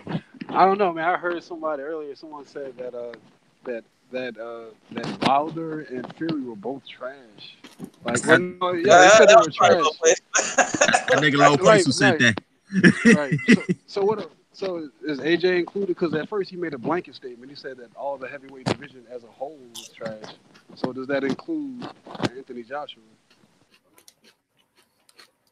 We're trash. We know. No, I mean, but right, okay. So if we're gonna concede that Wilder's trash, but what about Anthony Joshua? You said that all of the heavyweights were trash. I tell AJ he's trash. You have generalized the division to be fair, low place. You have said, I mean, maybe not today, but you have said in the past that in general the division's trash. Sure is. AJ overrated too. Y'all just talk about him so damn much. AJ? Oh, AJ's overrated. Oh no! I never heard no talk like this before. I never heard. All these niggas, all of them bums. Y'all just talk about them so damn much. You gotta talk about something. But I'm on big one of them. I'm on okay, big. Hold on. But you talk about Bud Crawford all the time. Fuck Bud Crawford. Fuck him. That's all I can say. Why you talking about all the time? I want to see that nigga get knocked out. I want to see the pussy ass American style get knocked out. Yo, you ever want to say, hey, you ever want Sesame Street? You see Oscar the Grouch? There you go. That's low place right there. I want to see that pussy ass American style get knocked out. That's what I mean by American style. What is American style? Yeah, that we got right hand down. Is that a code for a slick black fighter? I want to see that. It sounds like Lampley. Yeah. Sound like Lopez, do you want a slick black fighter? Like I ain't no slick shit. I want to see a pretty boy Floyd slick. I want to see a mean slick back fight. And I know damn 26-year-old throwing 30 punches. You can take that shit. You take that racial shit on. I don't want to see no damn 30 punches. Okay, so hold on, wait. So when you say American style, then what the fuck are you? That's what they doing. That's what that boy doing. That boy 29 years old out there holding Jeff Horn and throwing 5 punches around and shit. Jeff Horn didn't win one round, bro. So Rigondeaux is the American style. So what about Rigondeaux? What about Rigondeaux? Right. And I hope Terrence Crawford get knocked out in one round. I can have my opinion without being a coon. Simple as that. So you must hate Rigondeaux too, right? You hate Rigondeaux too, right? I heard nobody called you a coon. I heard the word coon. Yeah, nobody called you a coon, man. Get out of here. That wasn't me. I'm just making sure you're consistent with your stylistic bias. Rigondeaux, old nigga. So therefore, he gonna fight slower. I can respect that, but when he got bums in the ring, you need to treat him like that, and he wouldn't do it. So I'm gonna be completely honest here. Let me say that there was a certain style. As soon as I seen Mayweather start up his gym, where I could not stand seeing it. It's basically the Adrian Broner style, where people hide behind their shoulders. They and I remember as soon as I saw Robert East, I was like, I want to see this guy get knocked out, just for the simple fact that people was hyping him up for beating Shafikov. I was like, bro, I want to see this guy get knocked out. That pussy, see battle. There you go. You don't respect that pussy. I'm not saying it's American style. It's just that it's so many people that just copying off for your offense. You take half of your offense away. You don't slip and bang. You don't do nothing. It's just pussy shit. I'm gonna turn my back and throw a counter and hope it land. Then you hit in the face and run off some damn where. That's pussy shit, man. That's why we don't. You saying Bud fights like that? Because Bud don't fight like that. Bud doesn't fight like no. He's a different story.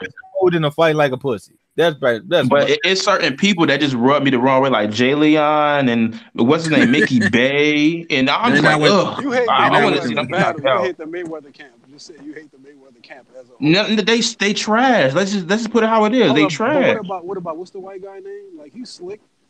What's the Caleb Plant? You didn't see Caleb Plant. He's at 168. You didn't see Caleb Plant. Caleb Plant is not. You just like him because he's white, Lo. Yeah.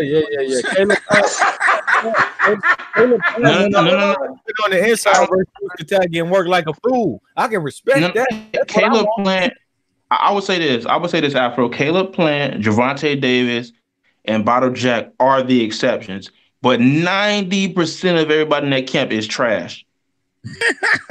Like I've never seen Mickey Bay fight, so like I don't know. Like, Mickey Bay not with them anymore. Yeah, he ain't with TMT no more. He's gone. Bay didn't basically fight only style. He left. He's not with them anymore.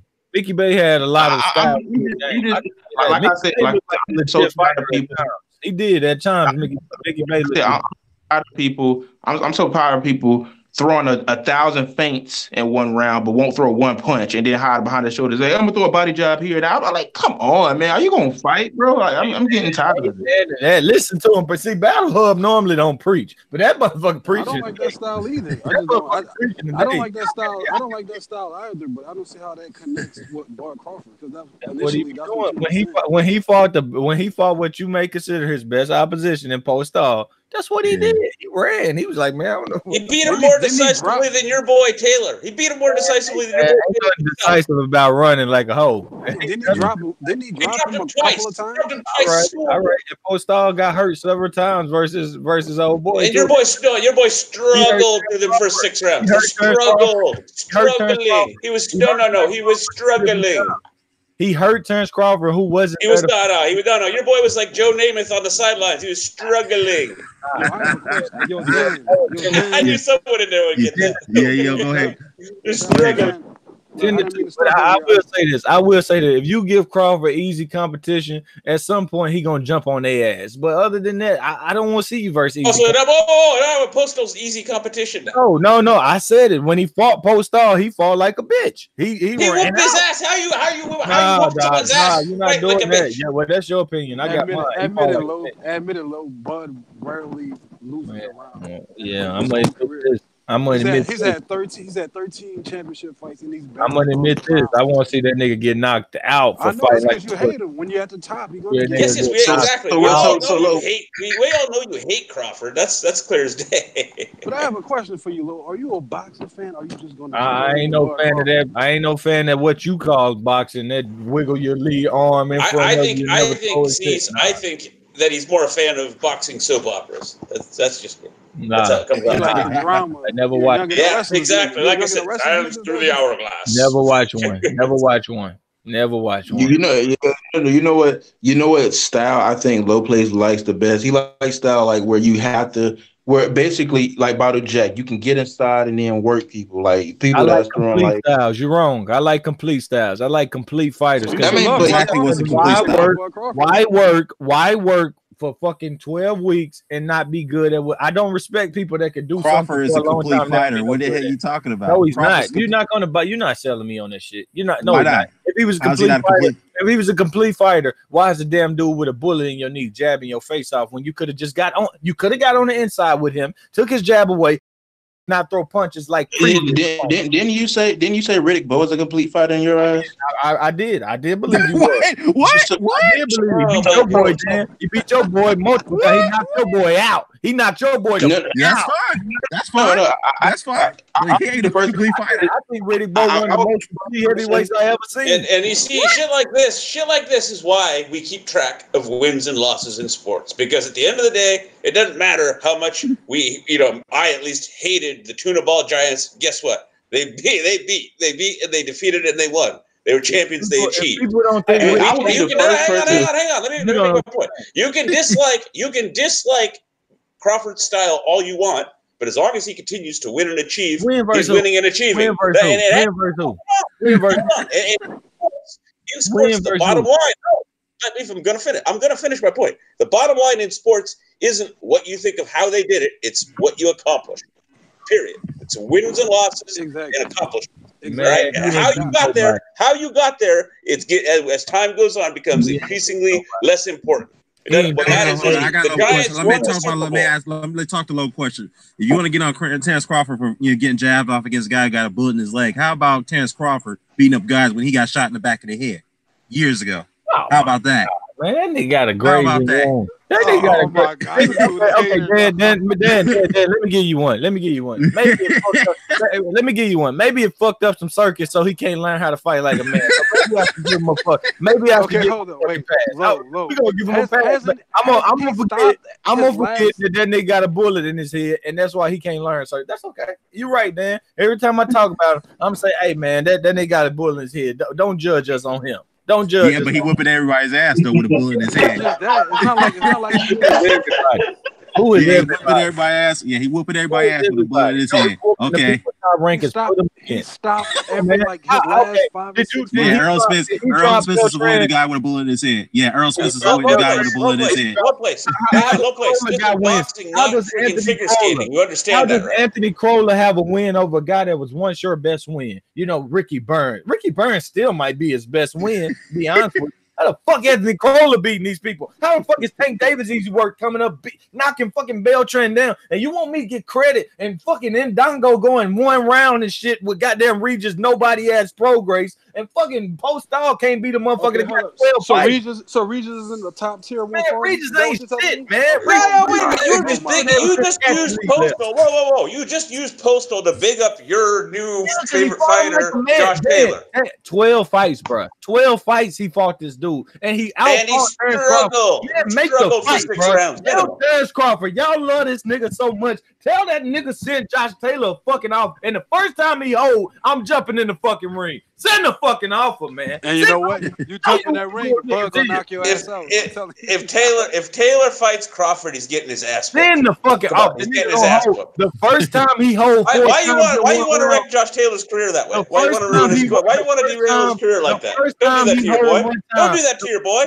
Don't do that to your boy. Hey, Doc, the first time he hold 4 times in 1 round, I'm jumping in the ring with a weapon. And y'all gonna see. Oh my God! See, again, you're acting. It's like you don't realize that's part of professional boxing. It's been part of professional boxing. Running and holding ain't part of shit. What about the screens? Ain't nobody trained to catch you and then hug you. He came to catch you. So you hate Muhammad Ali, right? Because Muhammad Ali hates Wilfred Benitez, hates Jimmy Young. I give a shit. You can go on and on, Keith, with the guys that he must hate. If you think I give a shit about Muhammad Ali, Roberto Duran, you must hate Roberto Duran. I don't want to see it. There's plenty of people didn't like Muhammad Ali. I don't go back and fucking watch him. Yeah, but some of the greatest fighters of all time. When Ali moves his feet and fights like a Keith Thurman without holding it, Usyk without holding, it's beautiful. But when he gets to all this holding, that's just garbage, bro. That's just garbage, bro. That's just garbage. Keith Thurman wishes he could fight off the back foot. Like I said, Keith Thurman. I ain't talking about the style, Doc. I ain't talking about. I'm talking about level of execution. I'm talking about level of skills. That's what I'm talking about. Hey guys. I got to wrap this up, guys. But we can finish this offline. But I thank you guys for coming in. Damn, this dude's a headache, bro. He's a headache, dog. I just got here. It's all good. We can finish this offline. I think you guys for coming in. Agree with all this shit, man. Hey, hold on. Hey, shout out to you guys. Low Place, AJ. Cease for coming in. Battle. McGregor came in for a second. Mr. Doc, as always, brother, I appreciate you. And the chat. Shout out to all my UK subscribers in the chat. Kiwi, I know you're from New Zealand. That's cool. We got Dinobly, who's from the UK as well. Then the new guy popped up in here. I forgot his name. He's from the UK as well. But I got a lot of UK commenters up in here. It's cool though. We all agree to disagree on some stuff. Rasclot as always. Pinks Gurr, I'm biased. I know you like Joshua a lot, man, but I always respect to you as well, and whatnot. But yeah, until next time, guys, I'll be back in here one more time. So we out. Peace. Peace.